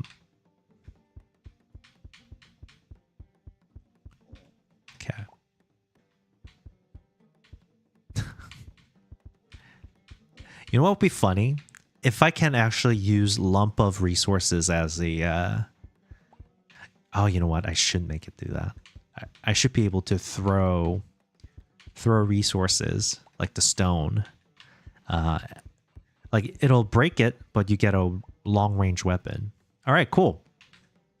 Nice, nice. We got this. Tutorial level is set up. Let's do a real quick pixel art judgment, because Futile Diploma said, judge me. All right. So Futile says, oh my gosh, there are a bunch. Wave function, L Solum. That's pretty cool. Says, so this is my first attempt at pixel art character animation and some simply tiles for prototyping. Very cool. All right. A lot of dithering. I'll leave that as a stylistic choice, okay? I'm not going to judge that too much. Let's see. Okay, in the chat, I'm going to use the restroom real quick. In the chat, Futile, if you can hear me, explain to me what they're supposed to be. I'm not going to try to guess it. What is it supposed to be? And what are these supposed to be as well? Then we can talk about, because, you know, depending on your intention and the context of the game, like what are you trying to use it for, then our feedback would differ, you know? Josep Gaming says, I just started out yesterday. Have any tutorial suggestion? Okay, for Godot specifically, I keep telling people this one because it's actually a really good place to just kind of get a general intended Godot doc. Intended design choices. Now you're going to learn that there's a lot of things that you might not want to do it that way. But over here, the getting started section, where it talks about introduction step by step, your first 2D game, your first 3D game. These two things, solid. That will get you started. And once you do that, you're going to get questions. So if you have any questions that pop up that are very specific, where you go, oh, I wonder how you do that. Well, now that I know that, what does this mean? Start looking for those questions specifically. After you've done this round, then you can start thinking about what is the first game, very first easy game that I want to build, like genre, and you search that genre. Say, how do I make blah, blah, blah? Follow that tutorial. And then you go, oh, well, I'm following along. I don't quite understand why you have to do it this way, or I don't quite understand what this means or what it is. Start looking for it. So the whole idea is you start big with the idea and you specify your question into a small thing where you can understand and you're actually curious about. Because what I believe is that you don't really learn effectively if you're not already asking the question. So the whole goal is getting you to ask the question first so that you find the answer, you know, and learn from it. But yeah, I'll be back. I'm going to read Futile's message and then do the little pixel art feedback. But I must take a restroom break.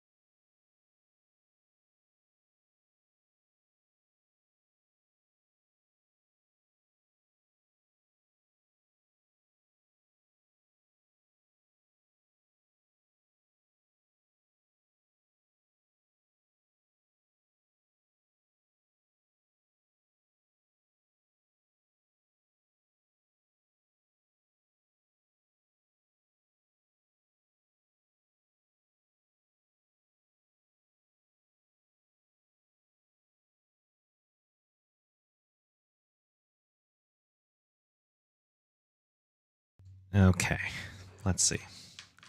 Whoa, voice says hydrate and squat. Ah, jeez. I need to get water then. Hold on.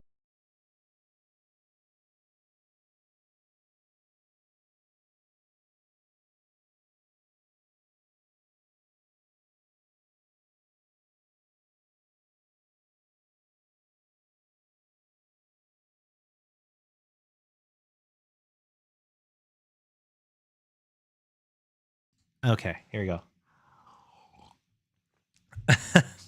All right. Oh, we got to put the emote on screen as well. Okay, let's do emote on screen. Hydrate, I just did. We'll do squats and then pixel art feedback. Yes. Hey, McQuarrie, can you put the Wiseberry on the screen or are you busy?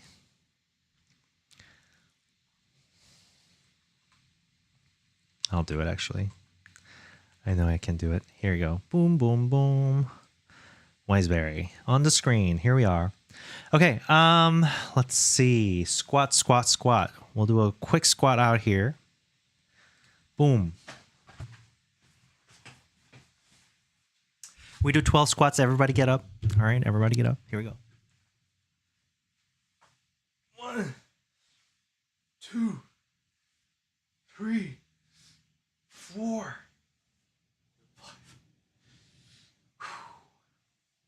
7, 8, 9, 10, 11, 12. All right. Solid. I don't know. I feel like I lost count at one point. Let me know. I think I did 12. All right. Okay. Pixel art feedback. Here we are. Futile says, all right, let me change the screen though.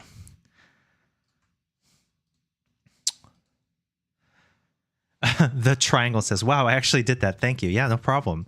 Us developers, we need to work on our squats. You know, got to get that blood pumping. You get smarter and healthier. Hello. The best stream or what? Okay. Jokes aside, let's get the Discord. Thanks for the follow, Triangle. We got to beef up. That's right. Gotta get them leg days. Gotta get that cake. Okay.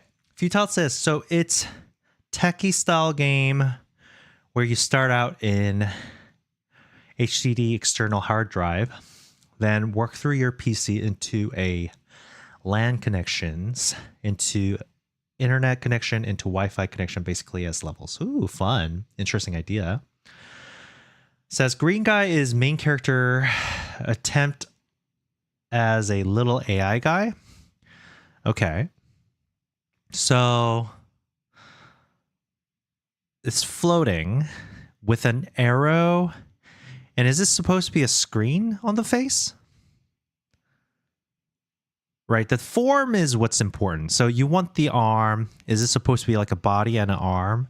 And this is supposed to be some sort of face? I guess because it's not something real that it's also hard to kind of imagine, but okay. Attempt. Yes. Okay. And then Futile says green guy as main character. Sounds like dither is a no. I just struggle with shading. Dither is a problem because, well, you need to use it sparingly. One. You probably noticed this already. You're doing this like animation where you're splitting some of these things and you're not even moving them. You're just like sliding them. But even then, what you notice is that, oh my gosh, all these different colors, so hard, so hard. Anytime when you have a pixel art and you add an extra information and detail, that adds multiplicative effort in the animation, right? Because now you have to change every frame with that new information and make sure that that information translates in the animation. So in a pixel art world, especially in this small resolution, you want to be clumping up a lot of the information together. Because otherwise, we don't even know what this is. Like you have this dithering right here at the base. But what is it? Like I can't, when I visualize it, when I see it, I don't know what that information is trying to tell me. This one looks like it's trying to be glowy pointer. We got some screen-based arrow thing and some sort of body and an arm, right? And you want it to look remotely 3D. So that's you need to focus on information that you want to convey. So let's save this real quick on desktop. What to call it? AI man.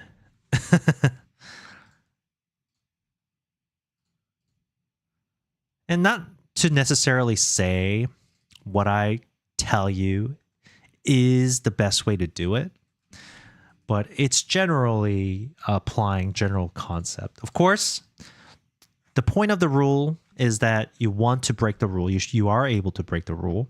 See, even the palette. Look at this palette. Oh my God. And there's so many similar colors that are at different value. It might be because of the GIF is like compressing it wrongly, but this seems a little bit ridiculous to me, I think. Simplify color. Yeah. Redrawn more than slide. Redrawn more than slide, huh? No, slide is okay. Slide is okay. Slide animation is completely fine. What I'm saying is that having less information will help with that. Because you have a lot of details here that I don't know what they are. First of all, choose your shape, right? So I'm going to simplify this real quick. So you have these shapes. You know what? I'm not going to even worry about all the other parts because I'm not really sure what they are. So let me delete this real quick. Oops. Can I delete all the frames at once? Okay. So first of all, decide on the shape and the color clumps. What are the clumps you have, right? So we have this clump, and we want to clean up some of these lines for sure. And then let's say we're going to do this one. Oh my goodness. So many little different colors. So decide on the clump first. And clearly this is some sort of arrow. Cool. I'm going to put a little background on it so I can see, because I can't really see this very well. But you'll see what I mean once I do all this. Wait, what the heck? Oh, right. Okay, this is not your fault. This is the fault of the export. It would be great if you have a original PNG shape instead of the... You know what? I can't do this, huh? I'm going to have to just draw it. This is not actually transparent. This is the screen capture, so I'm going to have to just draw over it. All right. I'll just do this here real quick. You know what? I'm going to redraw this real quick because it's clearly in a different resolution. So let me try to reproduce real quick. So you have this. Something like that.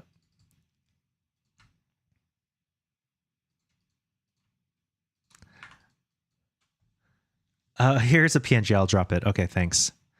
That'll help. Because right now I'm working with the screen capture. There it is. Beautiful. I love that. Save this. Save image. We'll do, again, AI man sheet. All right. Oh, you even have the A-sprite file. Beautiful. All right, I'm not going to worry about the A-sprite file real quick. I'm just going to worry about the PNG file. Yeah, there it is. Okay, so basically what I was saying here, unify this color real quick. Much better. Your thing looks much better now. And then we're going to make some color decisions here too. Don't worry about shading too much either, right? Let's focus on the shape. We'll focus on the shape here. Seems like you definitely want something different down here. Glowy. Little glowing arrow. Little separation. So you want a pillar and a base that is separated. It seems like. Some sort of shape like this. And then it kind of looks like you want it to be a little bit more top down, right? A little bit more top down.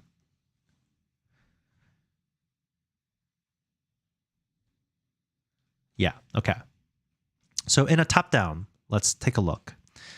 If this is some sort of pointed little arrow, cylinder with the body, torso, bottom portion, and the arrow portion, we are seeing it more of the top, right? So if we're looking at a cylinder shape, we see something like this. If we're thinking about this triangle shape facing forward this way, then you see this top line as something like this, and it goes down this way. And as they layer up, they go like this, right? Does that make sense? So if we're looking at it from the top, and this is like the top side of the body, you would see the down part of the arrow pointing more towards the center, right? The shapes are going to be overlapped more if that's the intention. That's the first thing. And you definitely want a clear top side and the bottom side. So this is good approach. I'm going to choose something differently. So we're going to use color palette. You have this like blue palette, and you have the green and yellow for the arrow. Let's say the green and yellow is the base. And generally speaking, we don't want to be in full saturation, though you want it to look digital. Generally speaking, we are thinking more like, if I change this mode to this square, a lot of times people say live in this area, this curve right here, as much as you can. Because this is hard to vary. Once you go over here, it's hard to shade them, right? Over here is where most natural colors are. So let's say I pick something like here. And then let's say that's my color palette start. This is green. And then I'm going to go back to this wheel, RGB wheel. And we know some basic rules of color harmony, which is complementary. So this is complementary for the contrast. So if we want the face to stick out, we want it to be around this area against this. Now, if we want to say, I don't want it to really stick out, I want it to be just bluer, then you can do this, right? Analog. But right now I want to complement. But this is too harsh, so I'm going to desaturate and then make it a little bit bluer by cooling it down on the saturation and maybe darker. So let's say our contrast color is something like, hold on. I'm going to do background black so we can see it. So we have this color. I'm going to drop the saturation real quick. And then its complementary color that I'm choosing is this, or you can do triad, right? You can do dit, dit, dit. This is an option. And that might work because this kind of looks like RGB. So I might even do some of these things where I go boop, and then boop, and then these are like the triad color. Wait, hold on. Why is the color not changing? Oh, it's using the index mode. Hold on. Let me change the... So you see how, okay, this is A spray stuff. You see how like this color doesn't match this color? It's because it's showing this color as the closest color in the palette that's existing. And that's probably because it's in the index mode. I can add that color by clicking on this exclamation point, which adds this color.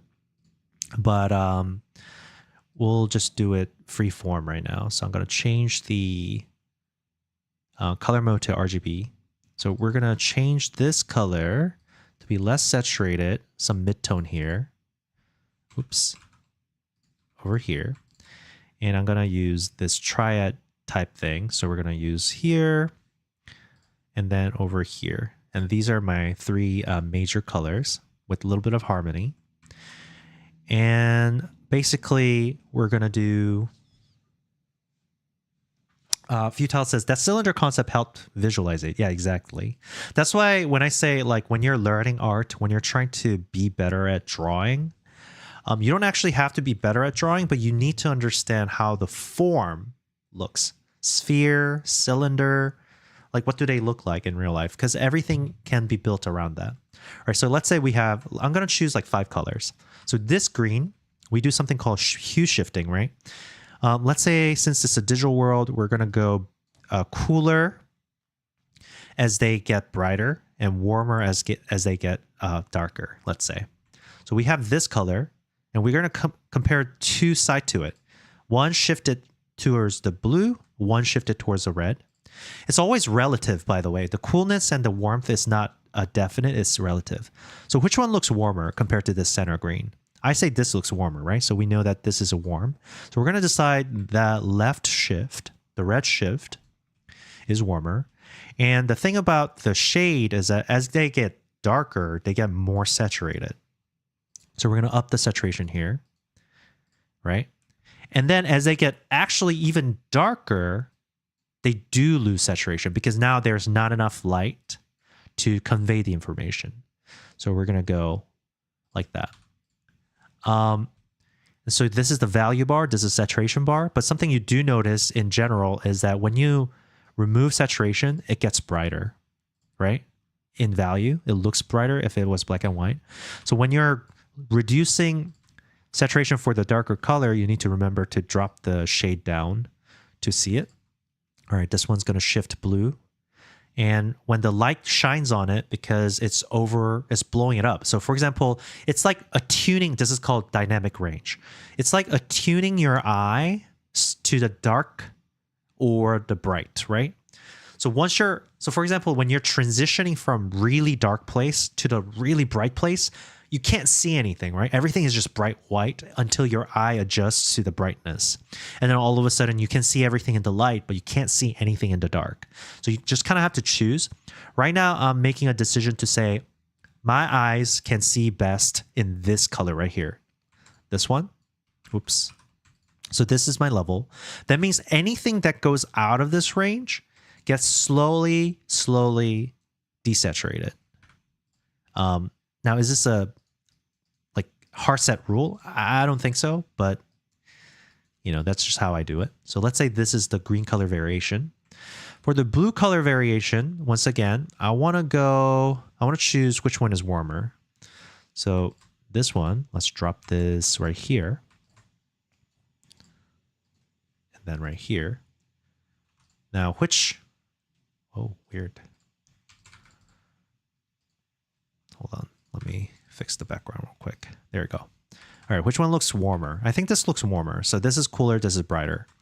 So we're going to say, as they get brighter, they shift towards this side, the sky blue, or the teal, and drop saturation as they go. Like so. And then they become warmer and highly saturated. And then they drop saturation again as they get even darker. Like so. Cool. We're not going to, maybe we'll keep the red as well. I'm going to up the saturation and darkness a little bit. Like so. We'll up it. Gets more saturated. Desaturate it. And then desaturate it like so. And this one will go all the way down like that. Okay. And then for the best dynamic range, we might want to have one singular really dark color.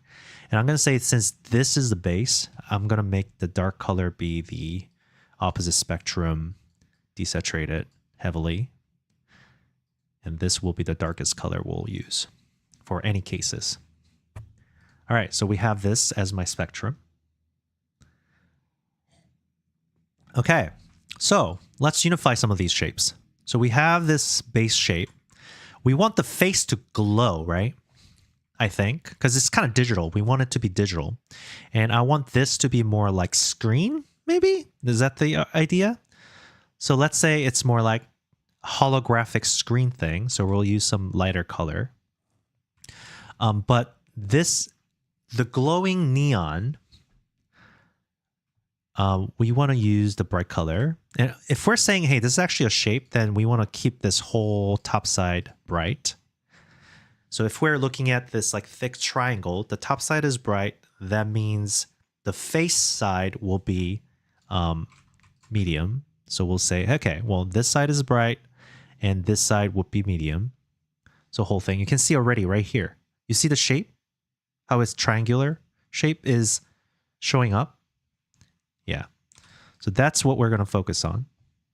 We're looking at this mostly. And then maybe even do one of these things. Depending on the thickness of the top side, you can control that, right? So like that. Or we could just simplify it like this. I might even go like this, honestly.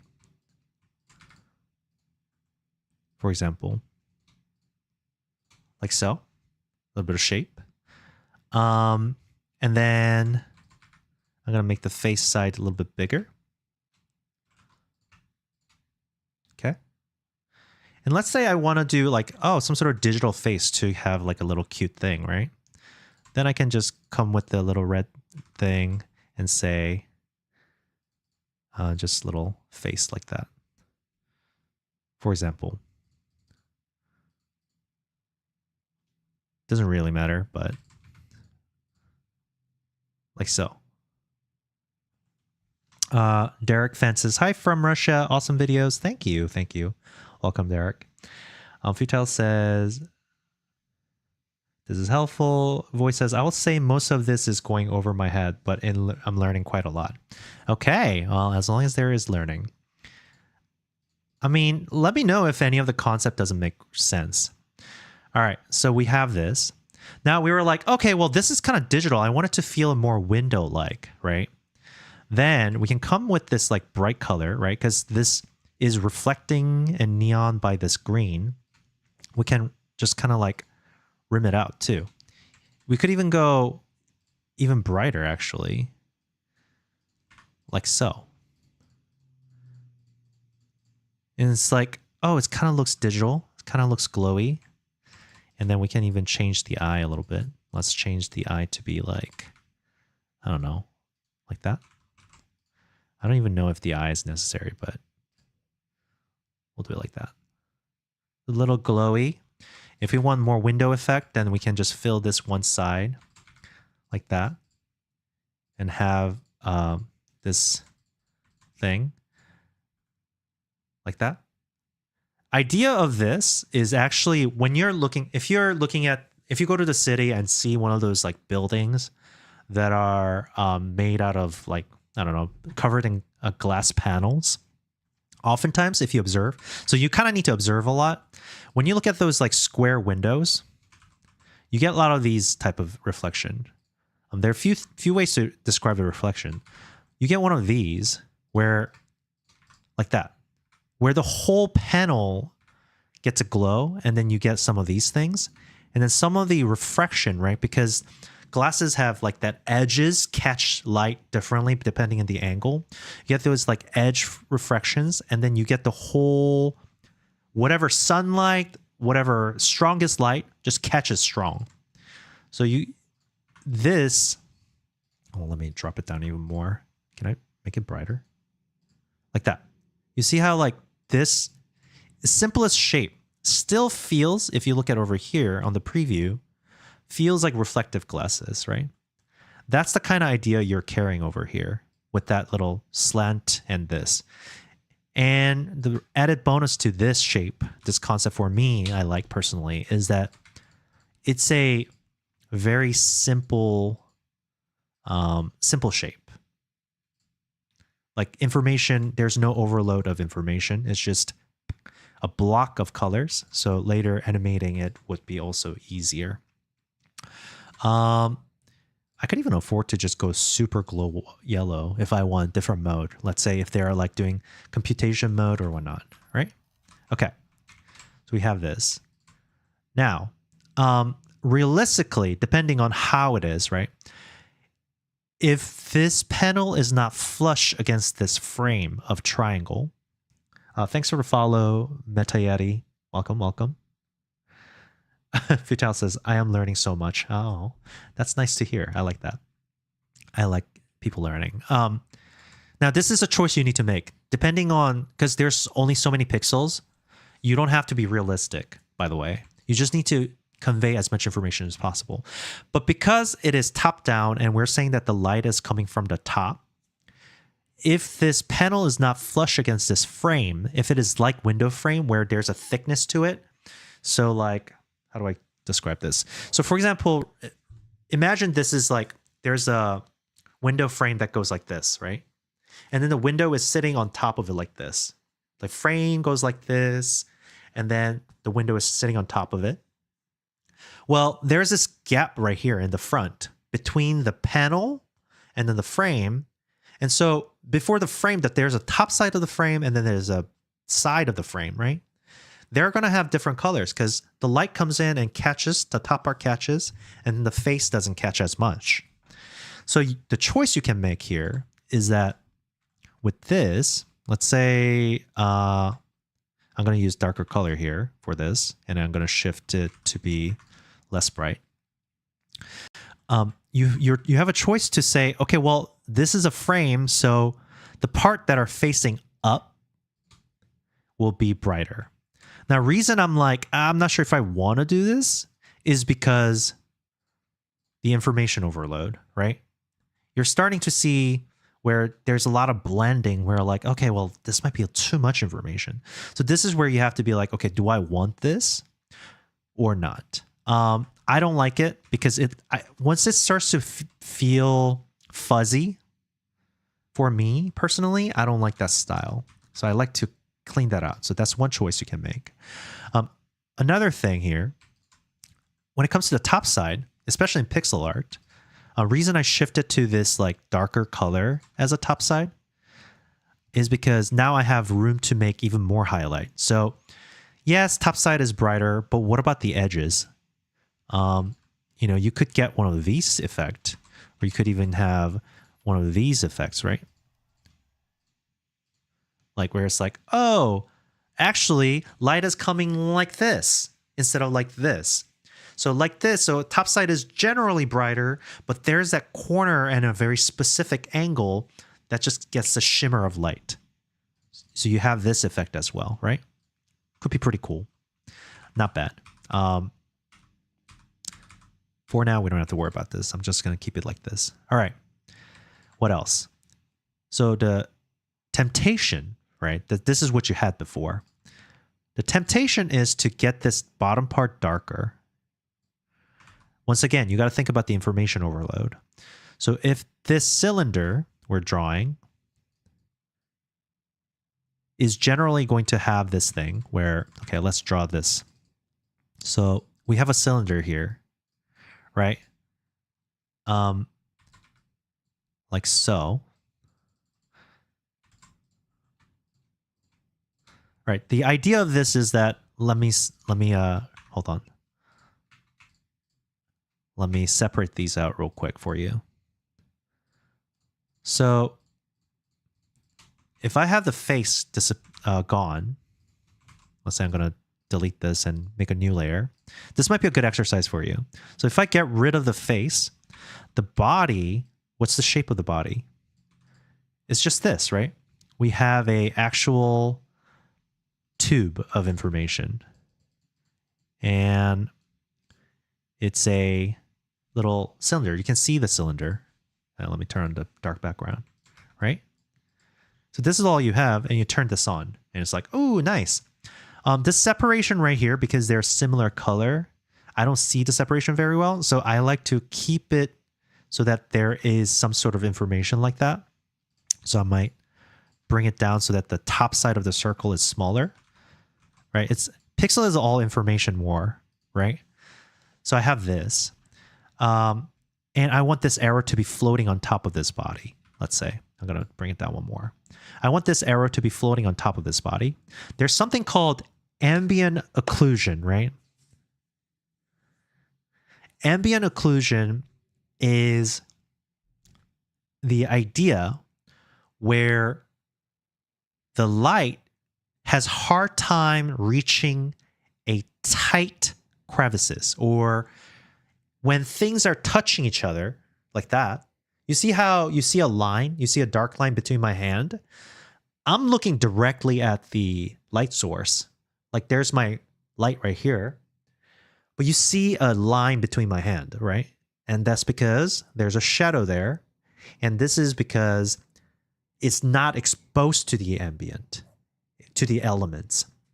And you can see this effect right here. You see, As they get further and further, the shadow, it's still there. Ambient occlusion is still there. It's still darker between my hand. But as further they open up, more opportunity for them to catch the environmental reflection, right? So to a certain point, you have to understand anything that is close to each other will catch a shadow, right? So right here, I might even actually go something crazy here and take the blue shadow, because that's value-wise, this one is still darker than this. So let's say I take this and then put it down here. I might actually desaturate this. Actually, I don't like this. It's too much contrast. It's a stylistical choice. I wouldn't make this choice personally, I guess. And so this point will definitely not catch a light, right? So you have this shadow happening between the face and the body. But even though this is casting shadow onto it, because rest is exposed to the element, you still want to catch some light here, right? Now, because pixel is limited information, instead of hard transitioning out like that, I actually want to make it so that this part is not as bright as this top part. So I'm going to just use regular color and have this part, which is more exposed to the back, as a concept of rim light, catch the brighter light, right? Same thing here. I could even make this a little brighter on the edges, like so, if I wanted to. There you go. Cool. Now, if it is reflective, right? If it is a reflective surface, it's like mirror versus opaque mirror. It'll reflect the original light brighter. So if I want to say, hey, this is a shiny object, then I would have made it so that like it's just reflecting everything, right? It's like, oh, this is actually really shiny. Versus, oh, it's kind of like plastic. This is plastic. This is metal, right? Okay. Anyways, that's where we're at. We had a cylinder shape. Body. So we're looking at from the top down. So we see the top of the shoulder, right? Right. It's not flat. So even if the arm's coming out, you would see some of the top here. And then you would see rest. And we're saying this is just like a little arm. And I don't know what the arm would look like for this figure. But let's say this is it. Say it has little thing coming out. I don't know. I mean, this is design. It's up to you to design this, I guess. I would have something like a really buff guy here. This one. But, you know, you get the idea. So we have something like that, right? Once again, limited information, so we have to decide what information we're carrying. Basic hand shape. Yeah, you have 5 fingers, but main thing about the hand idea is the thumb and the rest of the hand, right? So you have the thumb and the rest of the hand, and then all of a sudden it looks like a hand. All right. And then this is the top of the cylinder. Now, does it cut off or does it gradually come off like a regular chest? So if that's the case, then the transition between the light would look something more like this, right? The top side of the chest catches the light. And then you have this little humanoid thing happening. Muscular, right? And then you can commit to this like whole light information thing and say, hey, this is actually underneath all this. So it's not going to catch any light. I'm sacrificing the details here to convey the information of a very specific shape. You can see that it looks like a body, right? But once again, the whole point is that look how I have, whenever I do a color selection, look how clumpy these colors are. I don't often have these like one-off thing because this actually dilutes the information. It's different if it's like really big picture, but in this small picture, a pixel is everything. Because difference between, if you look at this shape right here, look at this 2 difference. It's a single pixel difference, but the shape is information. It's completely different. Just look at this one. We have a square versus we have an all oval all of a sudden. You know what I mean? Like the single corner shaving changes the information of this pixel. So you have to make sure that you really pay attention to that. Futal says, yeah, lighting seems to make or break it all. You have so serious skill. Oh, thanks. I mean, it's just information. It's not that I'm like good at it. It's just having experienced the pain of it all. I have some of the information that. So clump, important. We got the chest here. Unless you don't want the chest shape. You want it to be more flat so that it looks less humanoid but more android. Then you can focus doing this. Let's say you want to keep this like general pointed shape, right? Oh, shoot. Whatever. I drawn the wrong layer. I'm just going to merge this now. Merge down. Let's say I want to make it a little bit sexier, I guess. Relatively speaking. And then this like ghosty pointer thing. You could do whatever you need to. Once again, ambient occlusion. So the bottom part doesn't really catch. The armpit really will be the shaded area, right? Because that's where the light is least contacting. So you can have that. And then if we're cleaning it up, once again, thumb might catch, this might catch. So there's a little bit of detail here, like so. Information. All right. So it looks like it's top down now. Same thing, cylinder on top of cylinder. So the base, I'm not really sure what the base is supposed to look like, but let's say it's more like digital base, okay? So we can actually go to yellow now. There's a green's neighbor. So we use this, and then I'm gonna go one highlight digital information. So I'm reserving this color as my digital information. And I can just go, let's say this is like, oh, I'm going to make it so that it's like, it looks like some sort of cursor or whatever. I can do that. And then make it look like it's more like wispy. So it's not actually existing, but it's more like a digital information. So I can do one of these things, right? And then say, the idea could be that this gap moves around. It moves around to make it look like it's circling around. And then the glow, typically the neon glow, the center is the brightest, and then the outer layer is blending in color. Thanks for the follow, by the way, Letromi. Oh, shoot, I didn't even see K-Camo. Thanks for the follow, K-Camo, as well. Futile says that every pixel matters. Yeah, exactly. So we have this, and then let's say I wanted to make it a little bit glowy. So that means I can go desaturated, really bright color, right?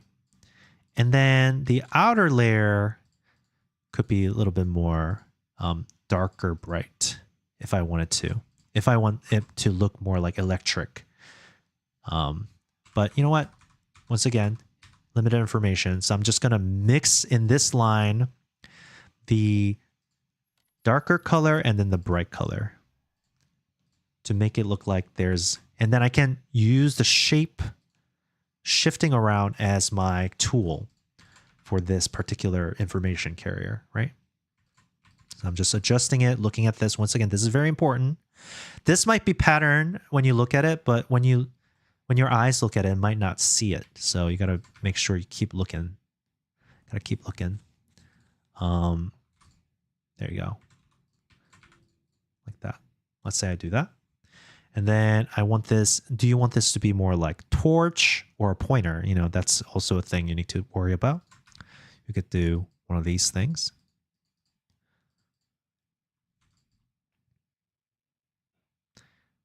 And this part could be just digital, I guess. Doesn't matter, I guess.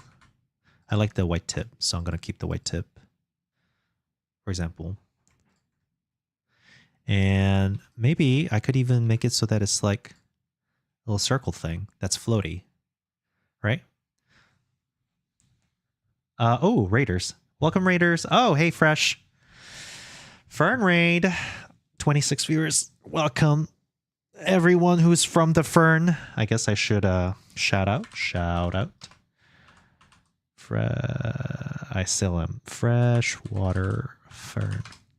Welcome, Raiders. Hope you guys had a wonderful time with Fern. Now it's wonderful time with Ezra, hopefully. I am doing some pixel art review right now. So one of our viewers shared this. Some sort of AI guy that's supposed to go from the hard drive to the internet, the Wi-Fi network. Interesting game concept. So I was trying to tell them about what we should do to improve this information. So far, we talked about simplifying color clumps, right? And the palettes and all those things. So we're doing this right now. So this is a kind of like generally where I would be. Once again, information important. Every pixel matters. Think about the shape and form, cylinder, sphere, and that's where we're at. And so this is my improvement. And for the animation, this actually would be not too difficult to animate, right? So if we, well, anyways, by the way, Fern, I hope, I don't know if you have to rate and run. I understand if you do. But do share what you've been doing. Fern is an amazing streamer. I do enjoy their stream, so go check it out. Zuzu says, about to go to bed. Just saying hi. Hi, Zuzu. All right. Good night, Zuzu. Fadi says, a Fern raid. Q Miser says, Fern raid. Fern raid. We got Fern raid out here. Fern raid every day. All right. So how would I animate this? This is digital enough. So I think there could be the sense of a little floaty idea. Same thing. Where we go, this goes down, right? Boom, boom. And then the compression of the body compresses the digital information is the idea. So it's like a chain effect. The top side sinks, so the bottom side sinks with it, right? So we have this sinking down afterwards. Doot, doot, doot. And then we also said this would be spinning as well. So we could even get this information spinning up. The connection part could go like that. So we have boom, boom. And then this can be spinning as well. I guess I should take this shape, honestly, but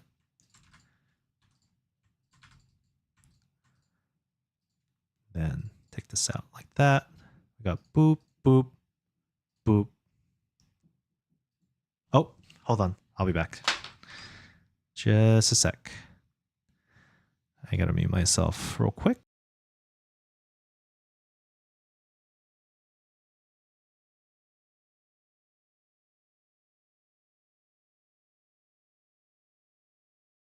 All right, never mind. I thought I heard knocking. Just imagining things. Where Void says, same, clocking out with Zuzu. Okay, good night, Void. Thanks for stopping by. All right, so here we are. Something like that, right? Where we go. It's a little bit fast right now, but the idea is that I'm not going to fully animate it. You can kind of think about what that might look like. I definitely need to drop this. Do. Maybe I'll do one of these things where it comes through like that. So it goes boop, boop, boop. And then if it's slower, it's going to look more like thing. And then you can go like that. You see it? But you get the idea. And of course, another thing you can do to sell that, right? Selling that is for the arm to trail back. So if I want to sell that the body sinks first and rest is trailing back, you could have the arm float up a little bit. Like so. Boom, boom, like that. Boom, boom, boom. And this will come down with it, I suppose. Boom. I should probably go up one more. Then I'll do this. So I go boop, boop, boop, boop, boop. And then the shoulder raises with the arm, right? Because shoulder is part of the whole mechanic. Go boom, boom, boom, like that. Like that. Like that. Dun, dun, dun. Dun, dun, dun. You see it. Of course, if I slow it down, it might be better. Frame property, let's say it stays about twice. There you go. A little bit better. Another thing that might sell the whole floating information is if I keep the head up and have it delay follow. So if I say, hey, the head actually stays up.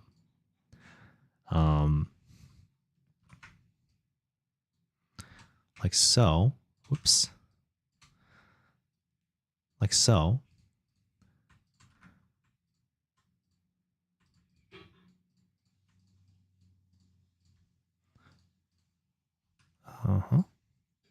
Like that. You see it right there? Yeah, like that.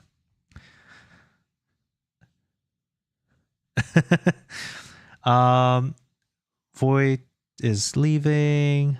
Void says, I'll try to post an update on the game. Ooh, that'll be interesting. I want to see it. Futile says, yeah, no, it looks great, dude. Put me to shame. I have a lot to learn with art. No, of course, it takes time. Voice says, Futile, don't worry about it. Your current skills mean you can and will keep improving. Yeah. And we are always improving. And even I, who is providing this information, is like in need of learning myself. So I would even squash this actually, where it gets squashed. Like that. Something like that. I don't know. Doesn't matter. But you get the point. All right. Something like that. A lot less frame too. See, there's only 3 frame, but it's still translating that information. And, you know, once again, it's all about trying to do as little as possible to convey as much information as possible. So yeah, there it is. Heartcode says, artist, animate thyself. I animate thyself. Do you mean animate myself? Like make myself as animation? That sounds like a lot of work. I feel like my cam is really bright today. Hold on, let me check. Oh, maybe not. Oh, weird. It looks really bright on the camera. Futile says, less is more. Thank you so much. Yeah, no problem. Once again, for anyone who's interested, feel free to share your art and we can go over it. Same thing with the rest of the tile, but I think that's enough lesson for you. Basically, that's where I would say even the dithering of this. Yeah, like what is it? What is the tile? You know, that's where it is. I like art, so do share. Share, everyone. Share information, and I shall, I don't know, help it to look better as best with my best ability. Not guaranteed, but here we are. Hardcoded says, I love the green entity in Espresso so far. It looks like they would be high bandwidth. Yes, high bandwidth with the thick chest and arm. Maybe they can get buffer as they upgrade. But there it is. This futile diploma critiqued. Mission accomplished. But yeah, in pixel art especially, less is more. Okay. Where were we? We're creating our tutorial. For those of you who's visiting from Fern, we have the start screen. And then we have the tutorial game level that I'm creating. So I think the game starts, and I suppose I can be doing the whole key click thing. Once again, I'm using free assets or paid assets, so I want to see if they have a free assets for keys. UI, you know? I feel like I've seen it. It might be under my library. Library. I feel like the button UI should be here, because I don't want to draw the animated version of button being pressed. And that's a lot of work. Oh, hey, this is bouncy. Maybe I could use this here. I have this somewhere, so I'm going to look for that real quick. UI. This one is called UI Ballsy. No. Is that what I'm looking for? I'm not looking for that one. It's definitely not paper UI either. I guess I deleted this one. Let's see. This button press could be used, I think. Thanks for the follow, Daniel Gaming. Hardcoded says from 1 megabit per second to 1 gigabit per second. Here is Journey. Exactly.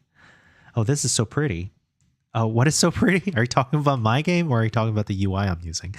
Once again, the game, by the way, the whole thing that I'm doing right now is I'm doing free asset versus paid asset challenge where I'm making this roguelike dungeon crawler with, with mine and crafting as a center of the mechanic. I'm making ones with only using the free assets and then only using the paid assets. Now, I gotta do a little tutorial thing. Do I draw my own key? That's gonna be annoying.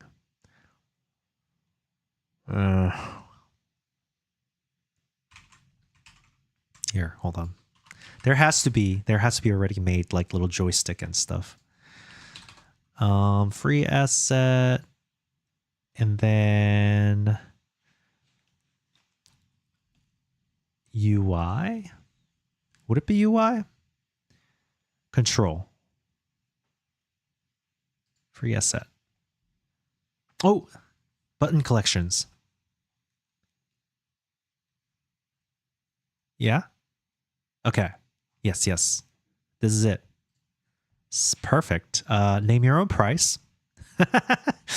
I'll do, I don't know. GDB. What's GDB stand for? Oh, thanks for the resub. Oh, Celine, welcome back. Thanks for the Prime sub. Okay. Celine says, hello there. I'm finally able to tune in. Dang, I need to do this voice to speech thing working. Text to speech, I mean. Why is it not working? Okay, Prime sub. Let's see. Alert box. I have sub here. So why is it not connected to this? Is it because I have it set up on the thing? Hold on. Let me see the Twitch thing. Everyone, I am very much a noob when it comes to this. I don't have an alert box set up here.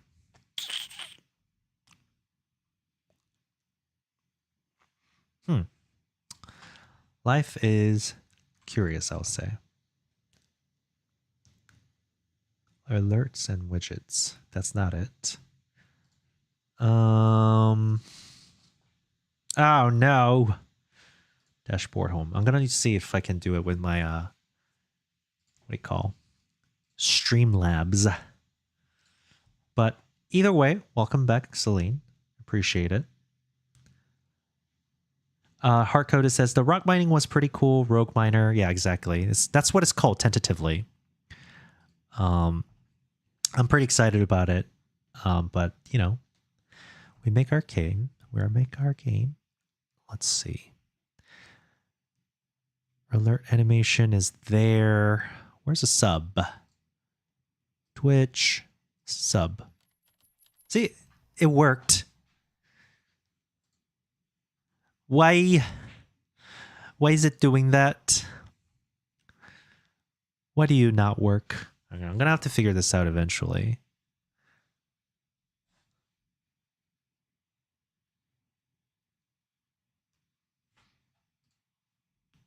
Enabled. Yeah, it's the same thing. Text to speech disabled.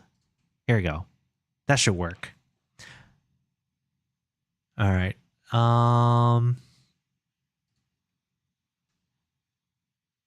Why is it all disabled? Can I like enable it all by default? Resub. Wait, What is this? That is not text to speech. Ah. All right. Text to speech is enabled. Resub doesn't do anything here. Subscriptions. Text to speech. Yes. Bits. Text to speech. Rates. And then donation. Text to speech. Okay. Huh. Well, I guess that makes sense. All right. Here you go. Members and super chats. Over here, I'm over here being like, why is it not working? And I'm like, oh, it's because I never turned it on. Well, that would explain things. Celine says, oops, let me try again. What have you been up to lately? I'm working on my roguelike dungeon miner, free asset versus paid asset still. I'm trying to understand what this is. Now we're making the tutorial part of the game. And as part of the tutorial, obviously you need little buttons. So I'm trying to see if I can find a nice free asset for different buttons. All right, we have something here. We got keyboard, cute. How do people do this usually? Do they detect the game? Or do I just go,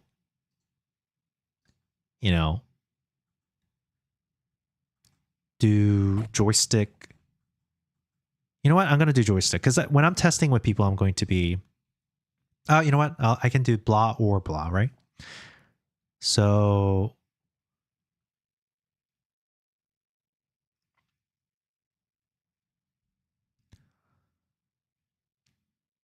this doesn't look that good. Trying to see here if there's anything that's usable. Left side, maybe I do switch.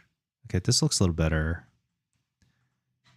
I'll put L here, like L, and then the joystick would move like that.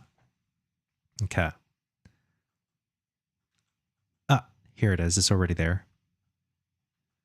Okay, you go boom, boom, like that. Eduardo, hello, greeting from Brazil. And of course, Eduardo puts the cat on the screen for us. Let's put that cat on the screen real quick. I gotta find it.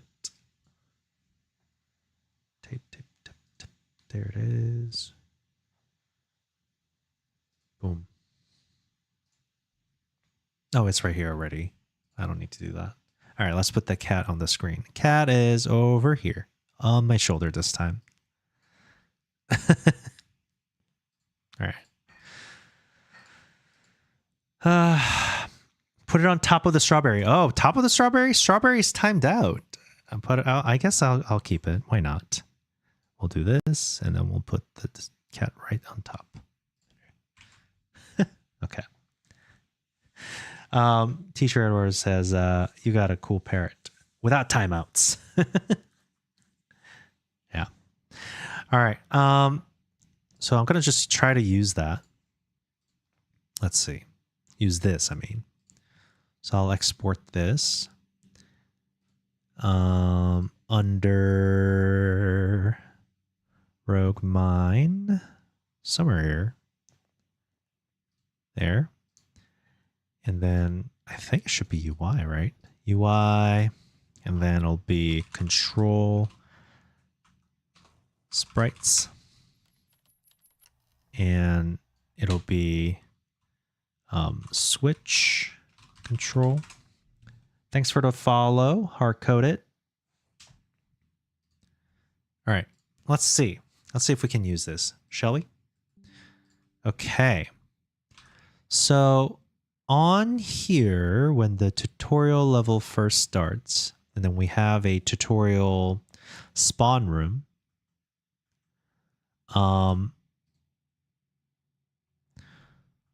we should probably have a little baked in instruction. Should I make a key instruction UI thing? No, I think I should just make a sprite real quick. Animated sprite. Left, right, stick, or move stick.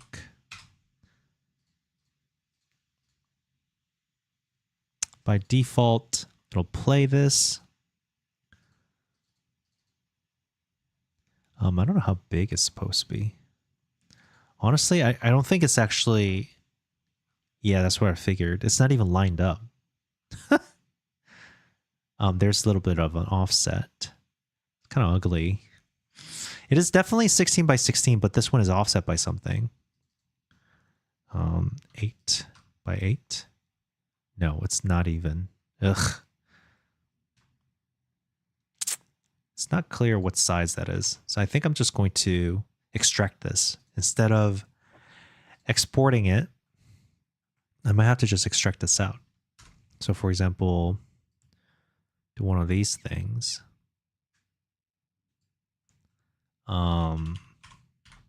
54 by 54 is an insane size. This one is 18 by 18. This one is, oh my God, cat. Oh my God, Figgy. How'd you open the door? Oh my goodness. Ugh. All right, cat break, everyone. Hardcoded says, dang, amazing.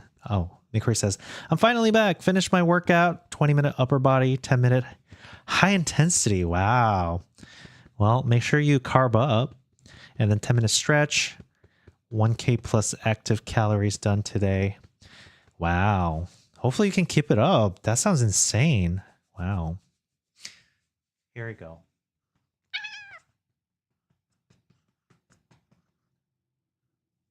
Well, we have emote for this.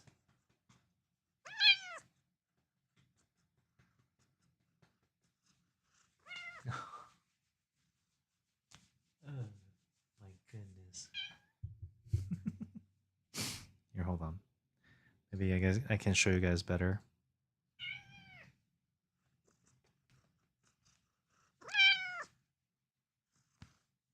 Oh, you're done? You're done? Are we done here? Okay. Jeez. All right. That's enough.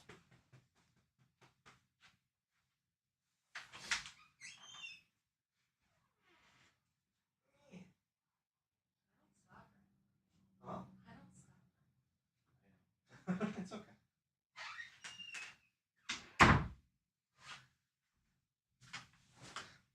There you go. Whew. Well, a little cap right here. Heartcoded says, Kat said wow too. Yeah. Kat was impressed by your gains, Mikori.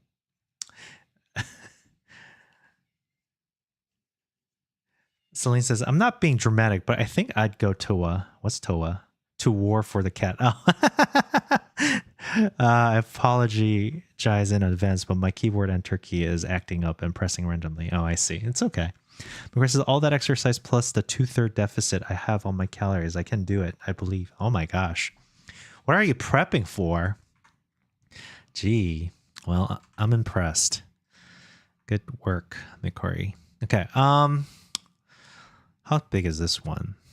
I feel like the size is a little off. We have this,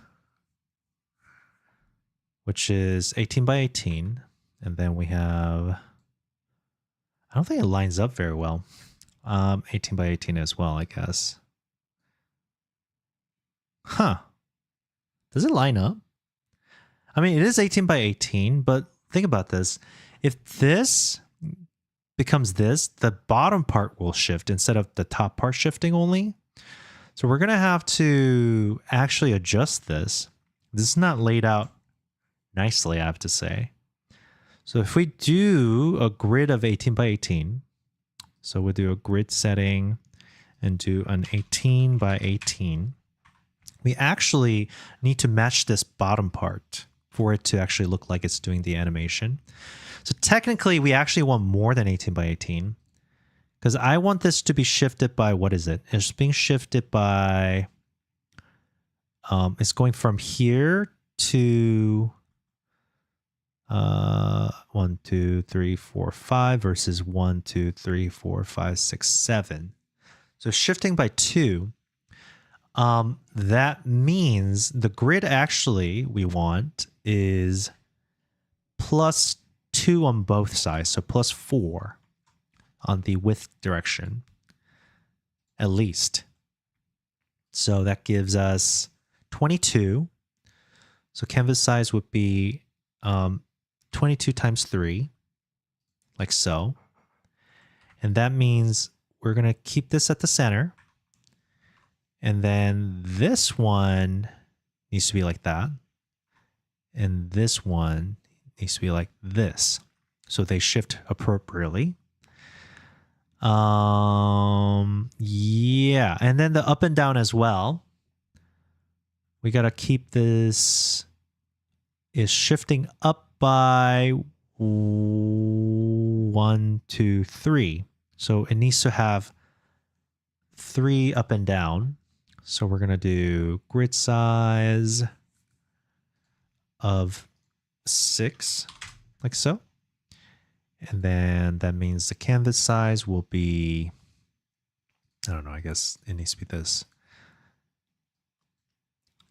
6 plus 18, 6 plus 18, 6 plus 18, which is 24. So 24 times 3, like so. So then this can be centered, right? And this can go like that. And I think that's correct, actually. So joystick control. And this one, I will export it there. Yigit says, can you find a job application as a Godot developer? I haven't tried it. I would say maybe more likely in the future. As of right now, I would probably say it's not as of an industry standard for most people. Like, I would say people would, let's say a studio thinks, okay, we're going to do Godot instead of Unity or Unreal Engine. They wouldn't feel uncomfortable hiring people with Unity experience to work on Godot, right? Because their trust is that you have experience, you can use whatever tool.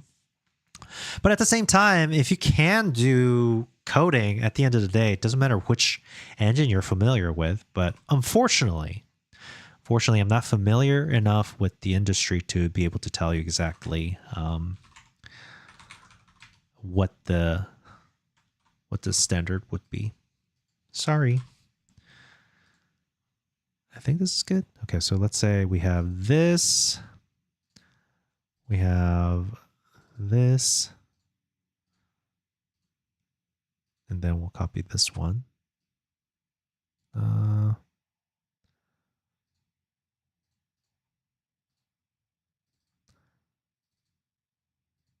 Let's see what that looks like, shall we?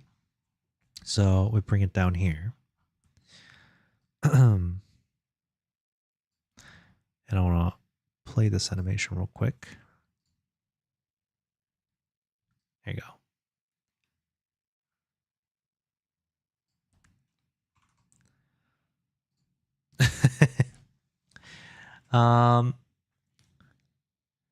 Let's see. Mikori says, lake swimming, maybe for once. Hold on. I just heard something. I'll be back.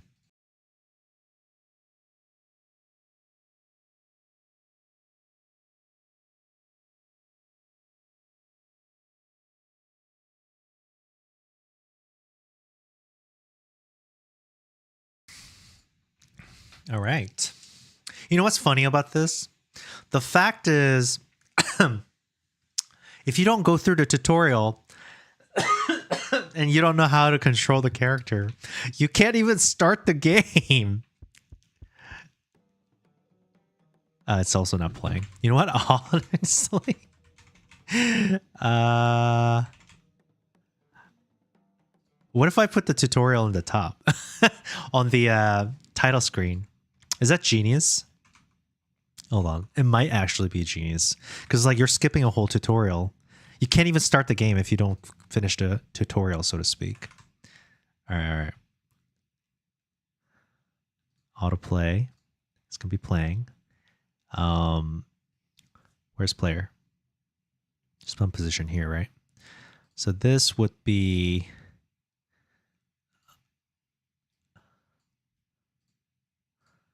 here.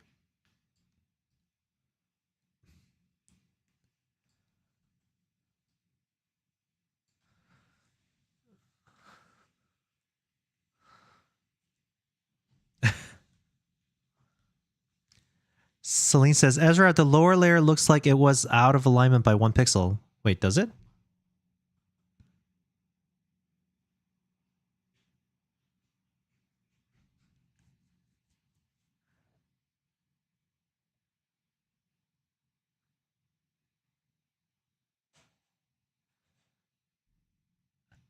It is moving to the left. It's moving to the left, right? Like this one, like that. This whole thing needs to shift to the left one. It's hard to tell sometimes. Is that better?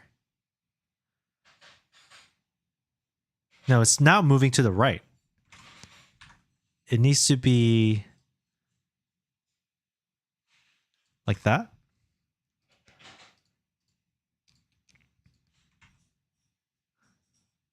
That's better. Okay. Mikori says lake swimming. Maybe for once I won't feel like I have to wear a shirt when swimming. Oh, I know the feel though. I've gotten too old for this now, but you know, I get it. Hey, have your hot girl summer. Celine says, my death was not in vain. At least I was given the chance to pet the cat once. Oh. Arcota says, the cat will afford you the highest level of state funeral. Exactly. Because says, I know nobody asked, but if you're looking for a pretty good tasting protein shake that has 20 plus grams of protein, I highly recommend Fairlife. So good. Oh my gosh. I guess I should. I mean, I don't take as much protein as I should probably as a powder. I like eating my Korean barbecue. Celine says, Ezra, the lower layer. No, I saw that. In the full sprite sheet, the bottom layer doesn't line up with the top.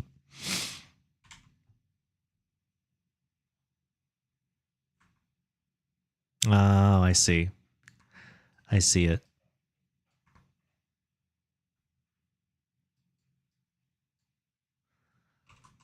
Okay. That, I think this also needs to be shifted one like that. Uh-oh. There you go. Okay. Thanks. Appreciate that. Very helpful. All right. Okay, so we have this. And I suppose I'll just add a label that says to move. Move. There you go. Really hand wavy. Should I say to move? To move.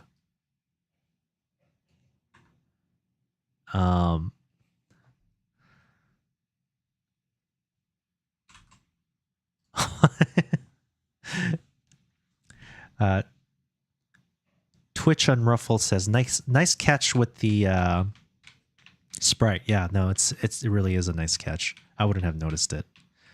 Whoa. The Y sort on this is kind of crazy, actually. All right. L to move. I guess when I get here, it should highlight this and say R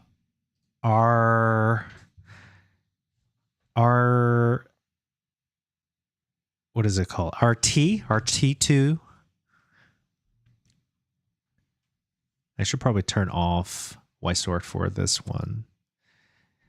Or put it on a different layer.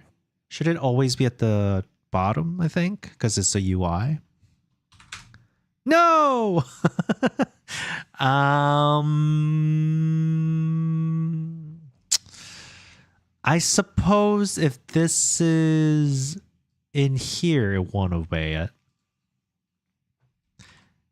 Because, yeah, I think so. This is a really hand wavy way of doing it, but oh, now it's always on top. You know what I mean? I thought the player would be over here.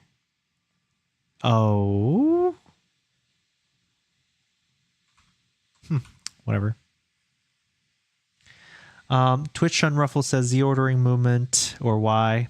Celine says, oh shoot, white sort just changed the layer. I know, but then now I have the rest of the map layer. And I don't want to be... I don't want it to be UI layer, the canvas layer. So we'll figure it out. It's okay. You know what? Who cares if it is a little bit white sorted? Nobody's counting. Oh, movement. That's too many syllables, I feel. And then here, move stick. And then the title button. I'm going to do one thing here.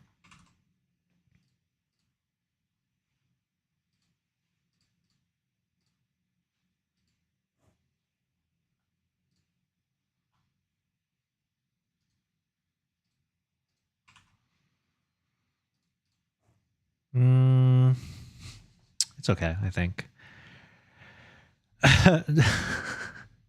Twitch says, sure, UI could be at a higher layer if it's non-diegetic, over-engineered by making it fade in and out with characters close. Yeah, exactly. I'm going to say I'm not going to worry about this just now. Yigit says, can you find a job application as a Godot developer? Wait, hold on. I thought I already answered this, so I'm not going to worry about this one. Celine says, you could do the really jank thing and put the whole tutorial in a closed box with a wall so that players can't get it. It's okay. I'm not really worried about this at all. It's not that serious. So I got, oh, L to move. Okay.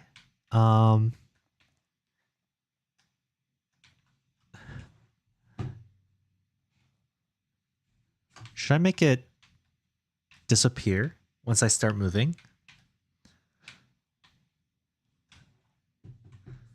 All right. So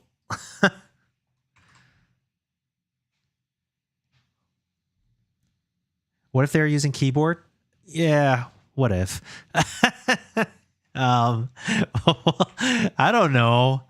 I can say or keyboard buttons, but ugh.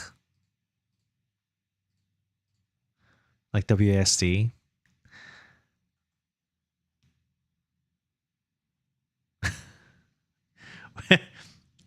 Twitch says we don't worry about input mapping. I mean, look, it works. Like the thing is, I made it so that it works with both. Like I can do it with. See, I'm using mouse and keyboard right now, and controller. But I'm gonna focus on controller because the thing is, I'm going to not release, but what do you call? Share it. Well, I'm gonna test this with the player. In the Seattle indie dev meets, then I'm gonna give them the controller. So, all right. Fine. I'll do the keyboard and mouse later. Okay, L to move. I say L to move, and then it should RT to strike, right? And then we have.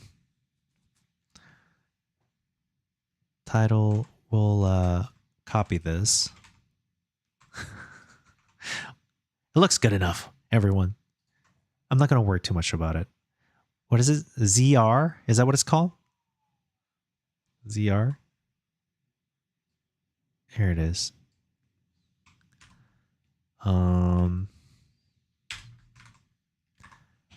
ZR. I gotta save this first, I guess. Switch ZR. Export this real quick. And then basically, all right, everyone. All right, we're gonna do the jankiest thing ever, okay?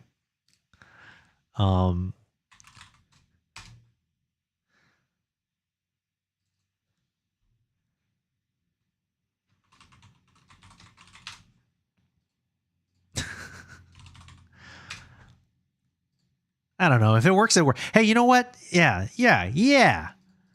It's not janky if it works. If it works, it works. I would say. Hold on.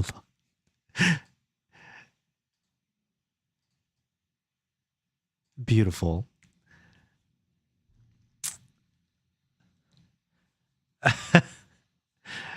Celine says, so since there's, hold on, I need to also change this collision to be detecting player collision.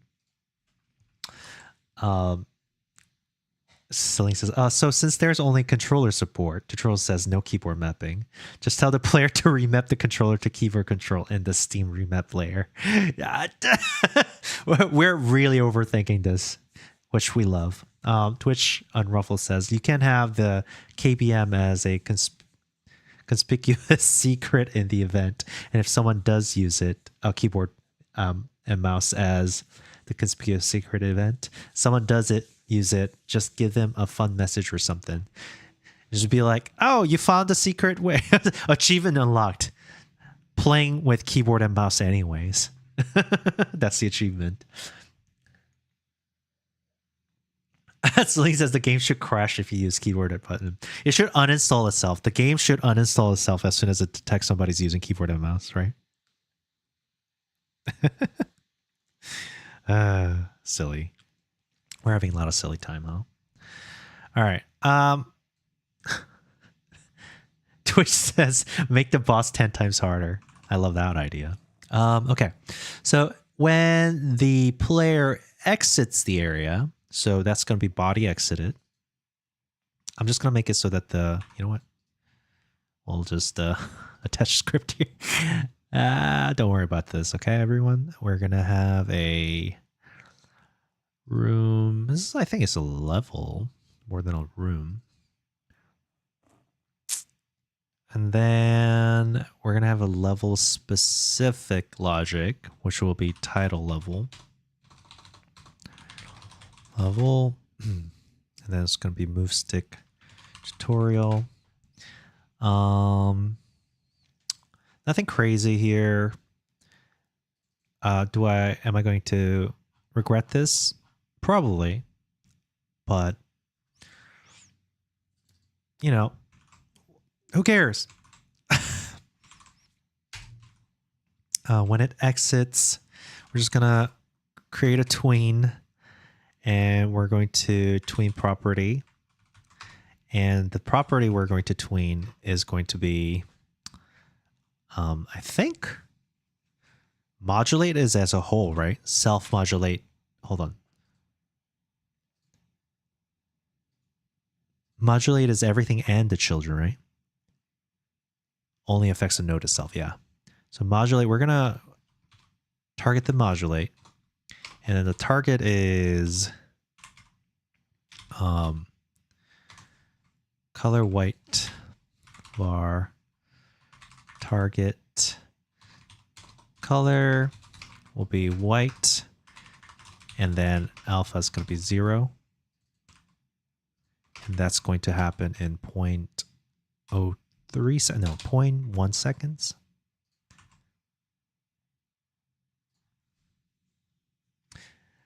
Celine says, "Oh God, Ezra, have I shown you my over-engineered camera hook script in my game? It's certainly something." No, I haven't seen it. Show it to me.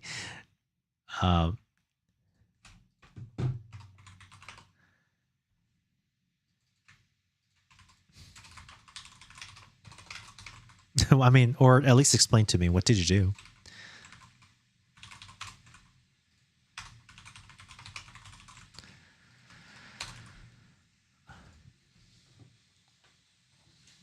I do have bosses. I guess you haven't seen that yet.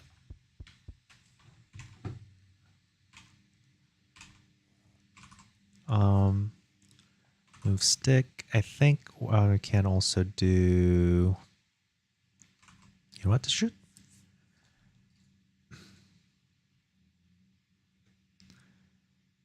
Sprite, animated sprite 2D. It's going to be ZR tap.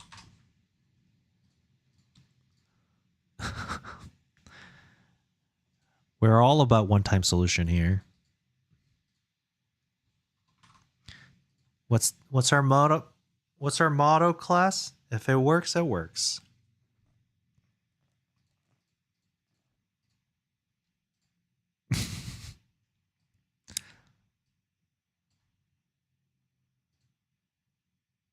There you go. ZR label.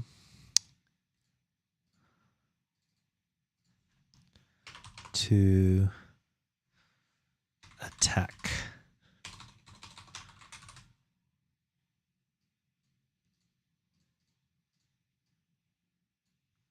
Then we'll put this over here. And basically, in a really terrible way to do this, we're going to chain this visibility. There you go. Yes. Heart Coded says one-time solution as many times as necessary. Ooh, I like that. Yeah. And then I'm gonna say, what is it? LT, LB, or what is it called? The bumpers in Switch. L. Oh, it's just regular L. Okay, so we're gonna do this.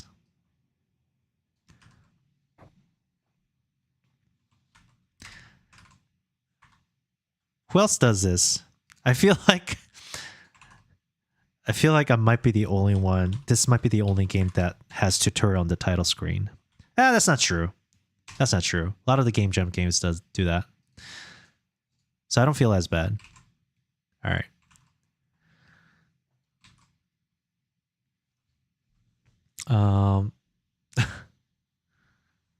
All right, so we have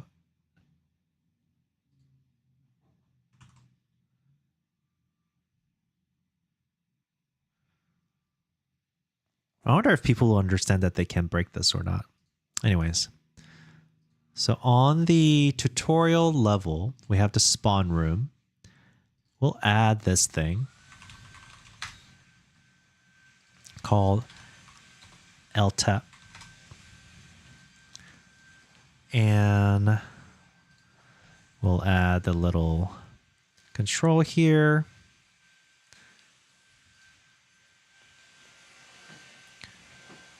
And then this will be label hold to run.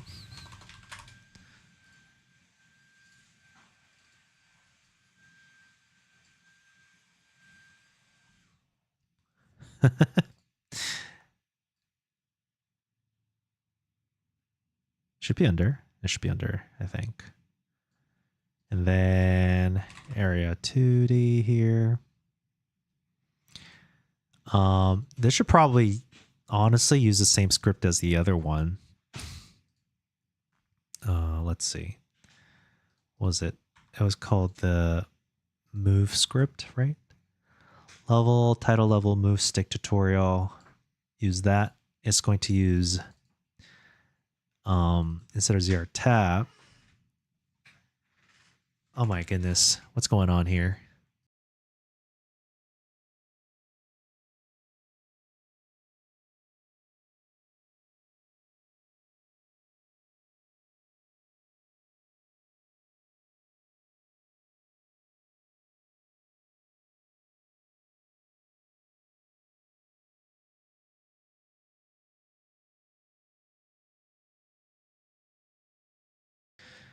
All right.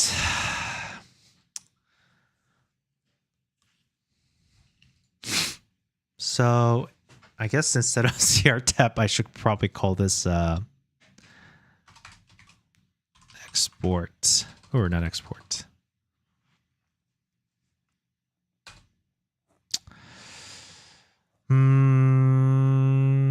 Yeah, export var next. You know what? I don't. Okay. This is gonna get confusing. If this is a terrible way to do this, do not try this at home. I guess I don't even need to make it disappear though, right? Because why would I need that? All right, you know what? I'm gonna do this. There it is. It's like a 3 or 5 stages of grief, being like, why do I need this anyways?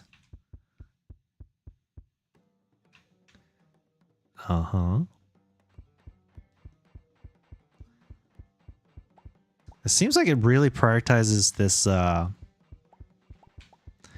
sideway or the little this shape connection as opposed to the other shape.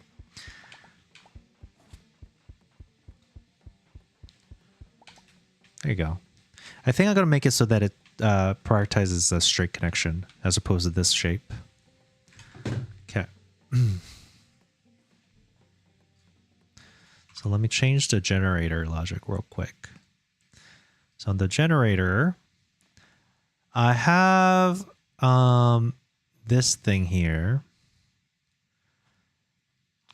for the room placement. The exit candidates are in the exit heap. And I made the priority so that the angle difference decides the exit priority between the two things. I think the tutorial first fight might not have the right entrance. No, I do. It's right there. It should prioritize this. I don't know why it doesn't. Let me see. The generator. We have the heap here. We're getting the entrance A and then entrance direction B. We're taking the angle difference between the two.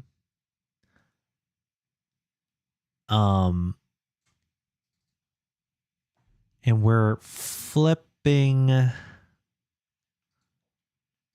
So, okay, this to the negative angle. Yeah, negative direction. So if it's facing this way, I want to prioritize one that's facing the opposite direction. So whatever, if it's facing this way, if I flip it, then angle difference between the two would be 0. Right?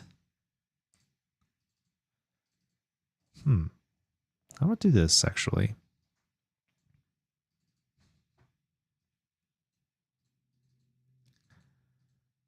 I'll come over here and see what that looks like actually. Hotel Soap says, okay, hello.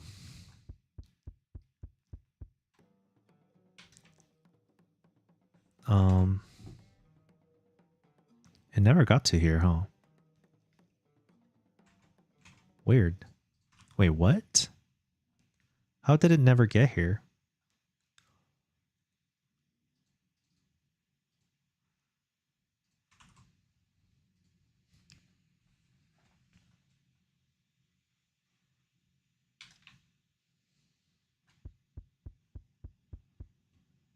Okay, it's right here. Exit heap is going to have one of them already.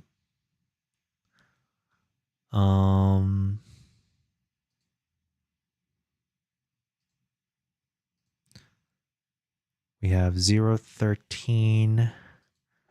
The direction is facing left. Angle to exit is opposite, pi, half a circle. If the angle is opposite, which is this one right here, they should be facing each other. So we place it so that they face each other, right? But instead it did the other one. Wait, this is facing each other. Why did it?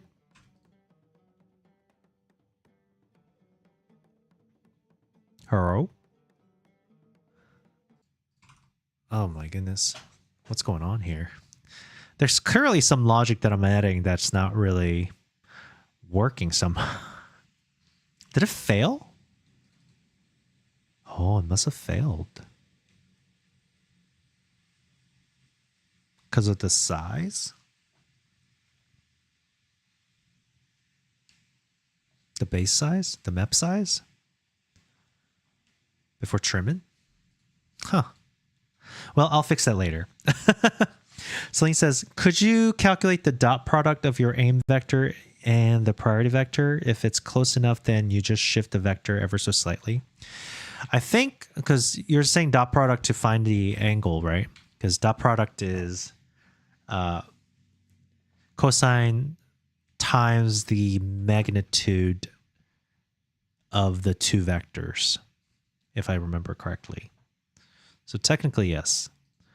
But it's not as readable for me. Cricket says, bust some ass today, Ezra. Let's do something crazy. Let's get bowl cuts together. 90s middle school style. What? Where is this coming from? Just a total stranger encouraging you to get a bowl cut. Bring back the bowl. I think I did have some sort of bowl cut at some point, I have to say. So it's not completely foreign. All right. Yeah, look at this.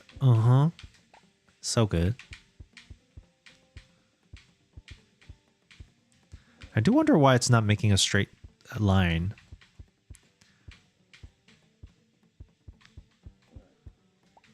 Okay. All right.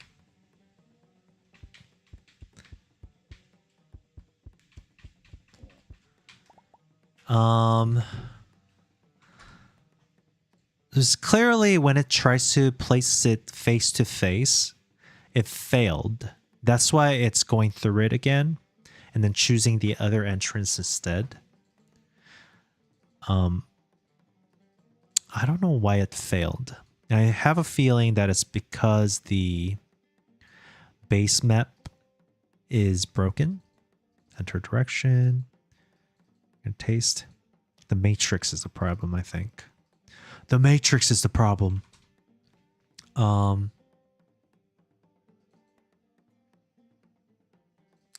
Let's see where it's being set. Trim, generate. We're appending it. We're making it mech size. Mech size is the room size. Oh, I know what is going on. I forgot to configure the room size. Wait, but then that shouldn't matter. Room size is calculated through the used rect. You know what? I'm going to take a look at this logic real quick. I want to see what the room size it says is. Right here.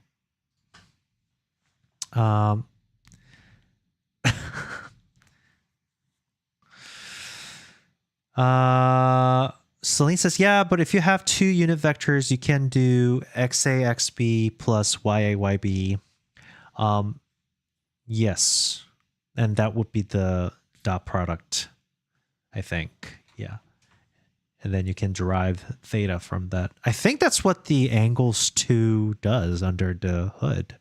I don't see how else you would do it. Cricket says, all right, I'm going back to my house to grab the buzzer and my mom's salad bowl. Grabs bike that's too small for himself and rides off awkwardly. Okay. All right. It sounds like you're having a lot of fun here. Celine says, hold on. Yeah, 380, 138 by 104 is okay, I think. Is it because of the gap? Oh, you know what? It is because of the gap. I should probably give it some margin, huh? I mean, there's gap between the rooms, which is 10 here. I mean, that's not too bad.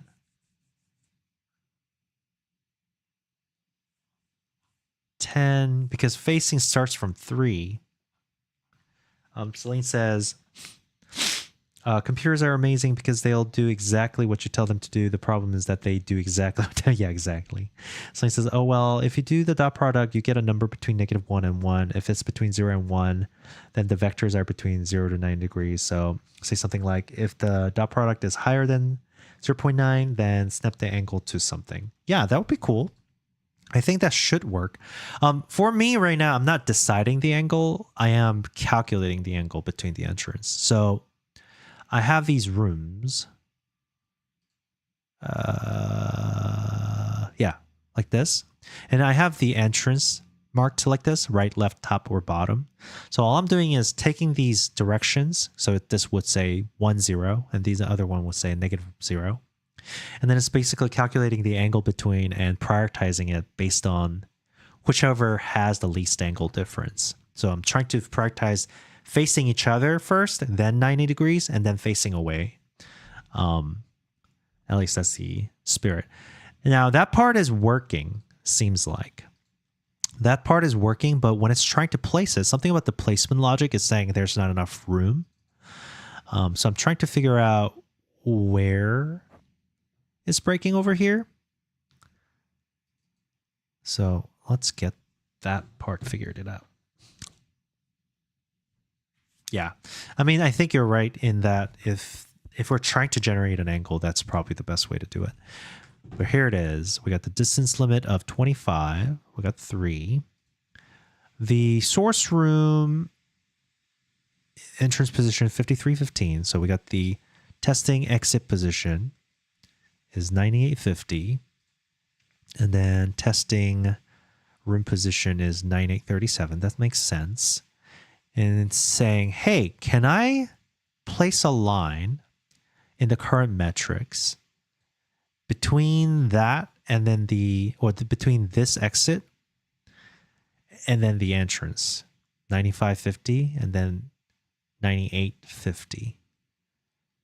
So it's going from 95 to 98, and there's only a gap of 3. And it goes down, say, oh, well, it's probably because I made this wall really thick. No, but then there's gap here, so it should be okay. 3. Yeah, I don't know. Well, let's keep looking. It's going to be like, can I place a room in this matrix? So it's providing the room is saying the room cannot be placed in this position that I'm testing. So it's going to keep going. I want to see where the test is actually failing. Oh.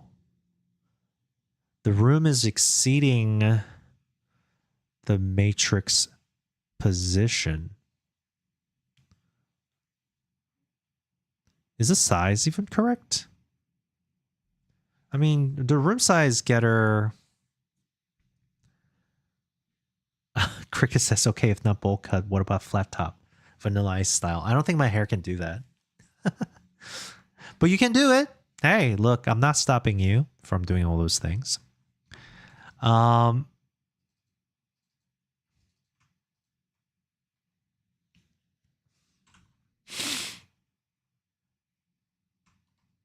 What's the... Okay, hold on. Let me think about this. So I'm doing plus 10 on both direction, plus the used room area. And then I'm adding on both sides. So I go add this, and then to that vector, add a new vector. So I'm incrementing it. And then I'm adding 10 per room. Right? Am I not? Over here it says the metrics room size. I'm going through each room in a config. I'm getting the size of the room. And then I'm adding the room gap on both sides. And that is what I'm adding. So matrix size will be added based on that, right?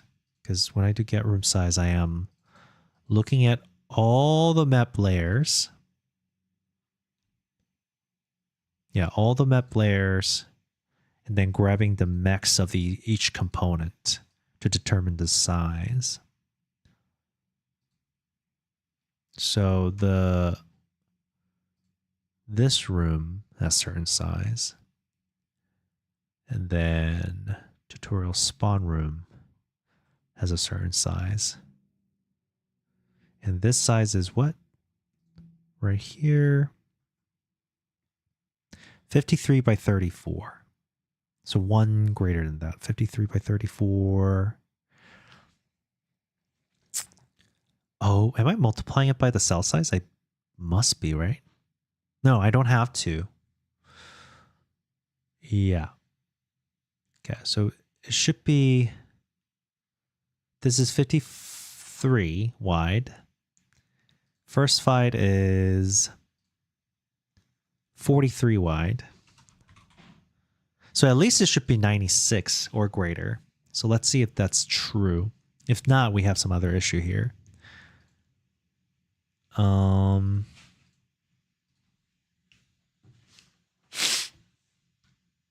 Celine says, good night. I hope the debugging goes well. I need to rest up. Okay. Good night. Thanks for stopping by. Okay. Matrix size says, yeah, it's 138. So there's enough space. And the first one, when I'm trying to place them face to face, place facing the source room, I believe it should be at 0, 0. Source room is... Oh, you know what? No, it isn't 0, 0. I might be placing the source room at the base. Yeah, that might be why. It needs to... The matrix before trimming needs to be double the size on both direction instead. That's right. Because if I start from the middle, I can go one way or another. So actually, it needs to be 2 times whatever this is. So huge matrix to start with. That might be better, I think.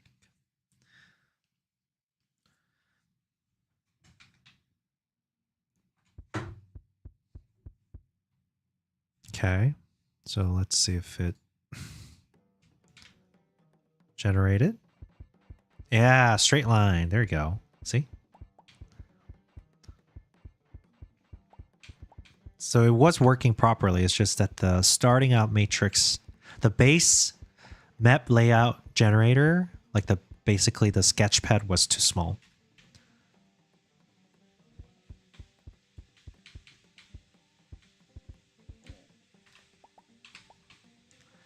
Then I go here. Okay.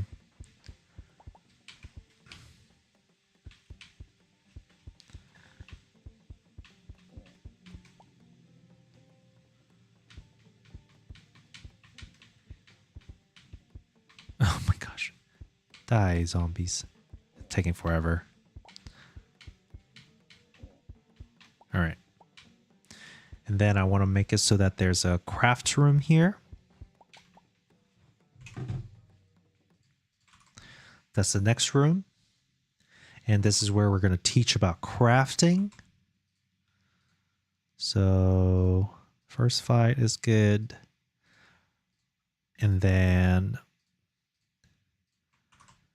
we'll create a tutorial craft room. Call it tutorial craft room. That's going to be under tutorial. Tutorial craft room. And I think what I'm going to do here for this one, for base layer,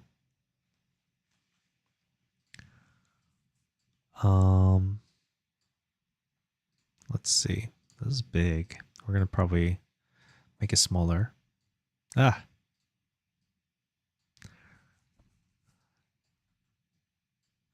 This one will probably have the walls as well. Like so.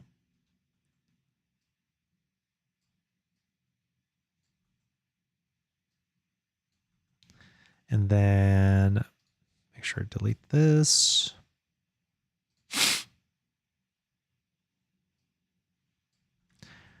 And then we should probably open up an entrance here.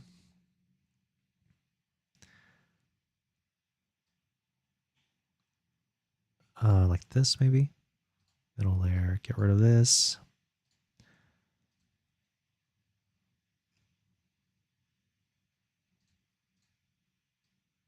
Like so. Event layer, draw the entrance.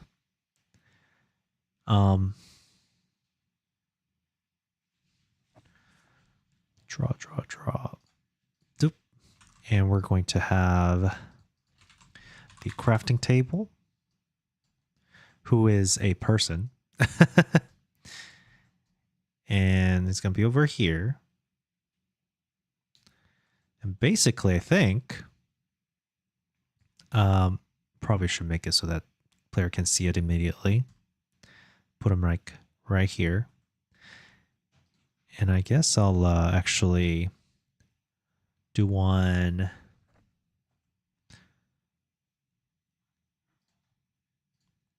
here. Remove this. I'll have a wall layer that looks something like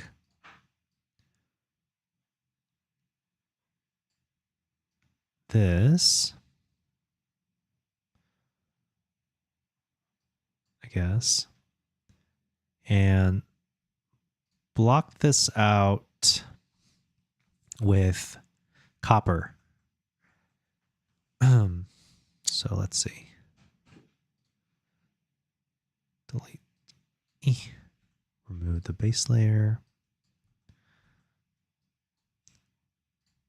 So basically, player learns to break the walls, fight, have a little fun with a little bit of fight.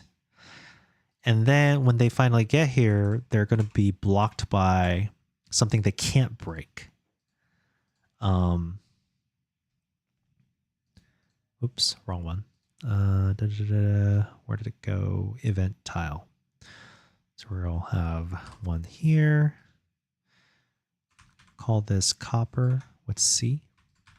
Boop, boop. Then I'll export this real quick. And basically turn this on. And for tile map, we'll put copper down here.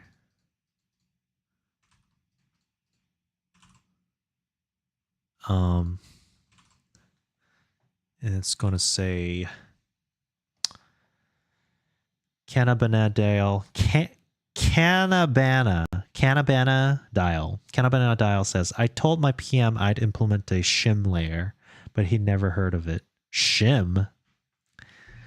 Shim layer? What What is that? I gotta say, I've never heard of it either. All right. Get an entrance here. I think I'm going to add for this one. I think it should be an event layer logic. Export var copper atlas chord 60, and that one's going to be copper. So elif atlas chord is this. The resource name will equal to copper, and then also add this as part of it. For the tutorial level now, I'm going to configure the tutorial craft room as part of the rooms that gets added. Like so. And then it should be 1 and 2 distance away from the origin. Let's test that out. Hello, Vertex. Welcome. We're just making some basic first time play experience map. I wonder if I should make it so that the little items can't be picked up until they spawn and drop. Hey, Covino. Thanks for the raid. Hello, everyone. Covino is the Jiggle Master, as far as we're concerned. You should go check out the Jiggle Master. Hopefully that doesn't sound too wrong. But Covino is obsessed with jiggling things. So if you like jiggly things, you should go check out Covino. And he also does game development. Welcome, everyone. Covino raid. Man. All right. What time is it, actually? All right. I think I might have like... Wait. It's actually already 3:30. Well, we'll see. We'll see. Maybe I'll do another 30 minutes. But yeah. How was everything? What's going on with your stream these days? I'm making my tutorial session right now. All right. And then now over here, I can't do anything. Great. So this is what I want. Covina says, try to find a new game to make. You know what you should do? You should do what I did with the my strawberry jam, where you spin the wheel and decide on the genre and theme. You can borrow it. So you have this. We can spin. How about we decide for you? All right. Whatever it goes. We got soul-like, we got RTS, deck building, tower defense, roguelike, platformer, puzzle, bullet hell, visual novel, point and click, survival, racing, horror, management. Huh? Just Covino says, so we're messing with ideas and cobbling them together. Oh, I see. So you're already working on it. But let's say if you were to use this, you'll be making your first point and click game about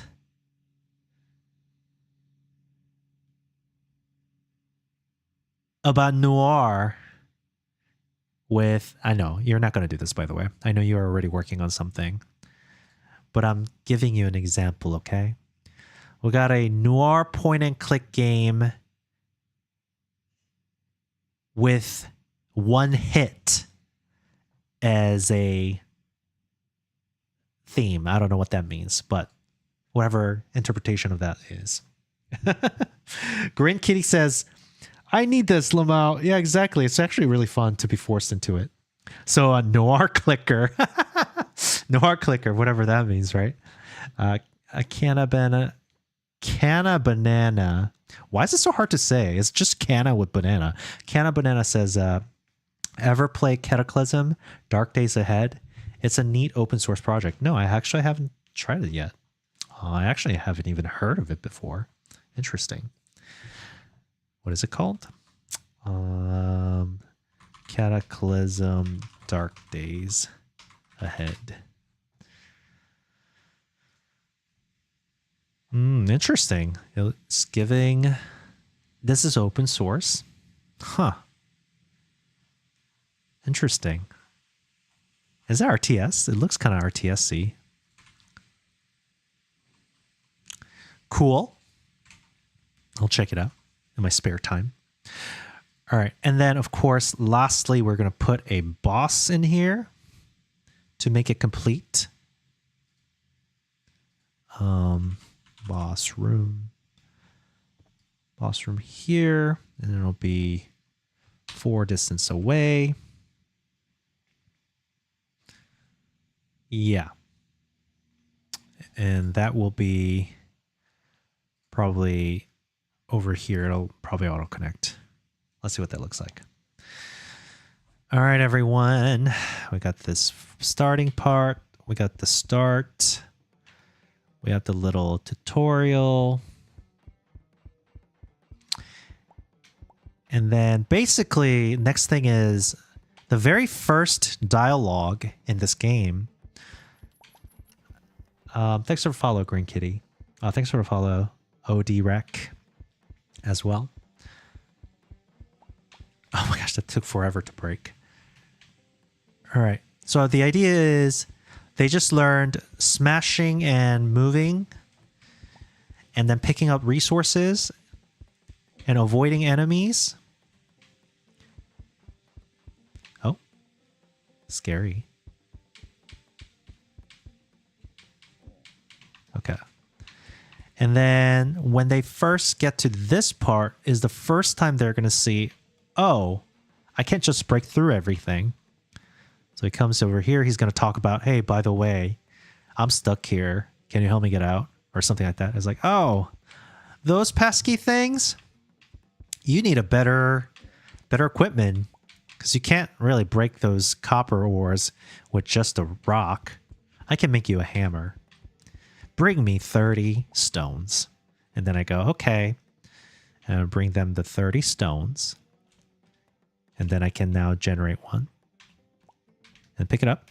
And then it'll say R to switch.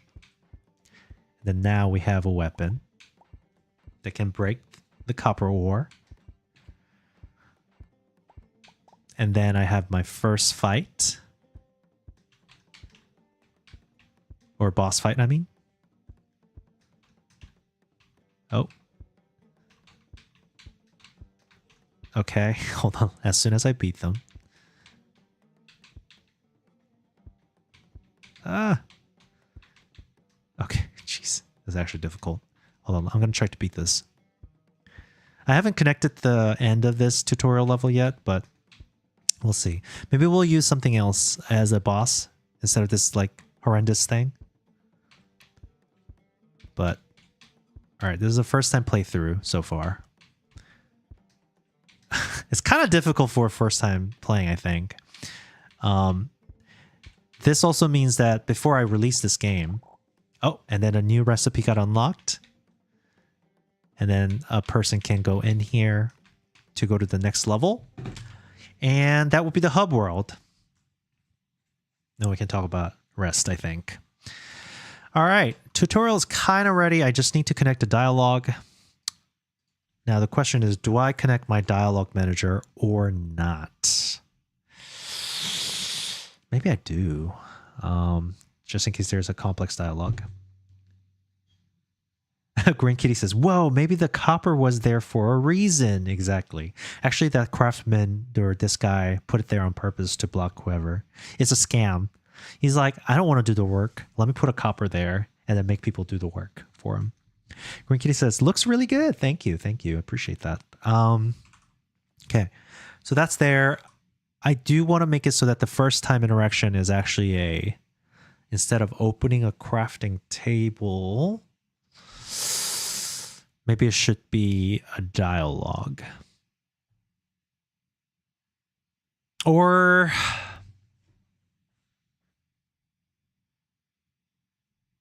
Or trust that people will figure it out. I mean, but dialogue adds that characteristic of like having a little conversation.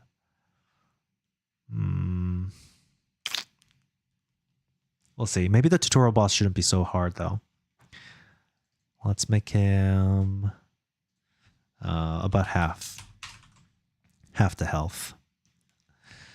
Canna Banana says, is it cool to paste Wikipedia links? This tool set reminds me of this old game I used to have.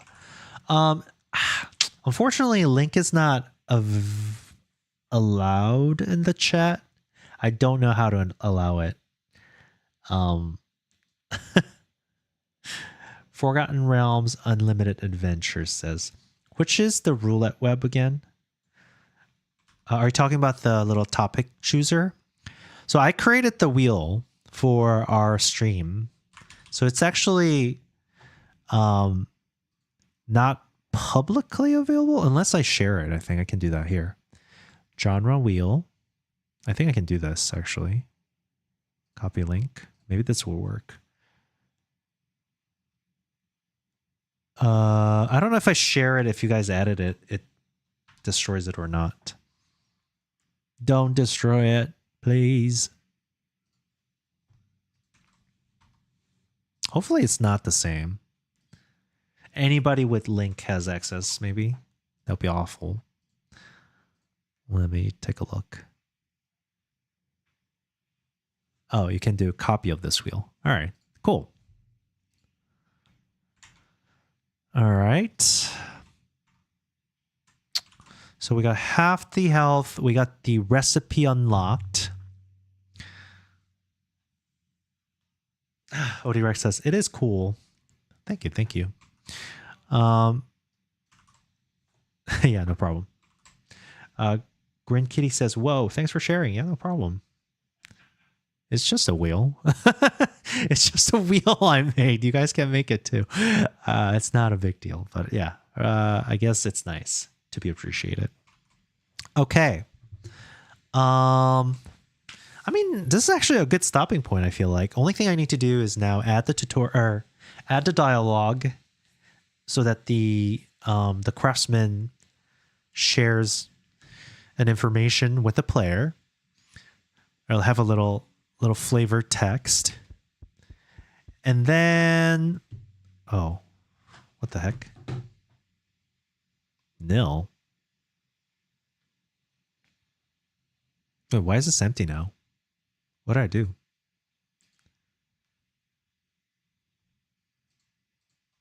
Hold on. Let me fix it. Anyways, and then I need to do, okay, so dialogue, and then I got to create the hub world. It seems like sometimes it breaks.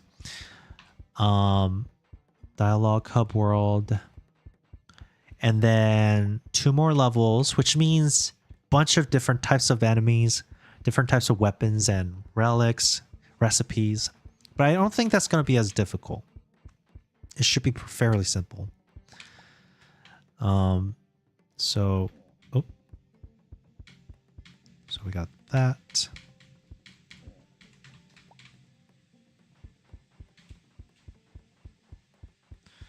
Okay. Oh.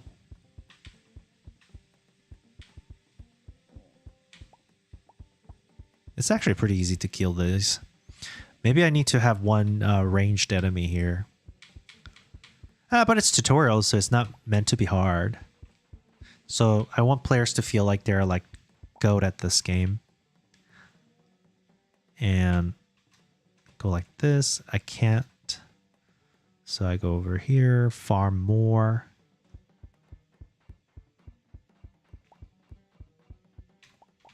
Like that. And do this. Oh, I gotta change my weapon.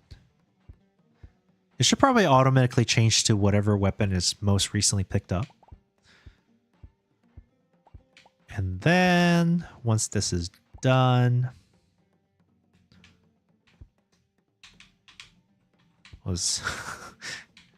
I do feel like it's maybe a little too difficult for the first boss. Wait, why is he not coming towards me? Oh, weird. Something?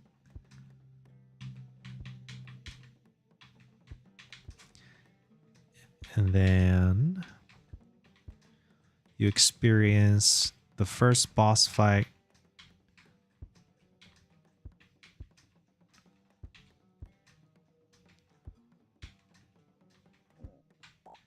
And then you experience your first recipe unlock. And that's it. Cool. All right. Green Kitty says, fine. Thank you for taking time to make the wheel. Haha. Canna Dial says, also very reminiscent of Sierra's in-house scripting language. Oh, interesting. This is called GD Script, I think, what we're using. So it's an existing thing. Very similar to Python, I think. Hotel Soap says, I see. Yes. Well, once again, thanks Fern for rating earlier, and then thanks Covino for rating now. But I do think it's a good stopping point. I am hungry. I need to eat lunch. And it's about 4 hours. Not quite 4 hours, but it's okay. It's been fun. We'll figure it out. Let's see. We did Hypnotic and Covino the other day. We haven't done Adam in a while, but also we haven't done Dawn in a while. Dawn is not technically a game developing channel, but is also a web development channel and has awesome content. So I'll take you over to Dawn and I'll see you guys later. Thanks for watching, everyone. Thanks for being here. I'm probably going to just rate and go. But, it stays nonetheless. If you are not following already, please follow so we can see you next time. I'll probably be here tomorrow as well. Unless I said I won't be here. Either way, thanks for watching. I'll see you later. Bye.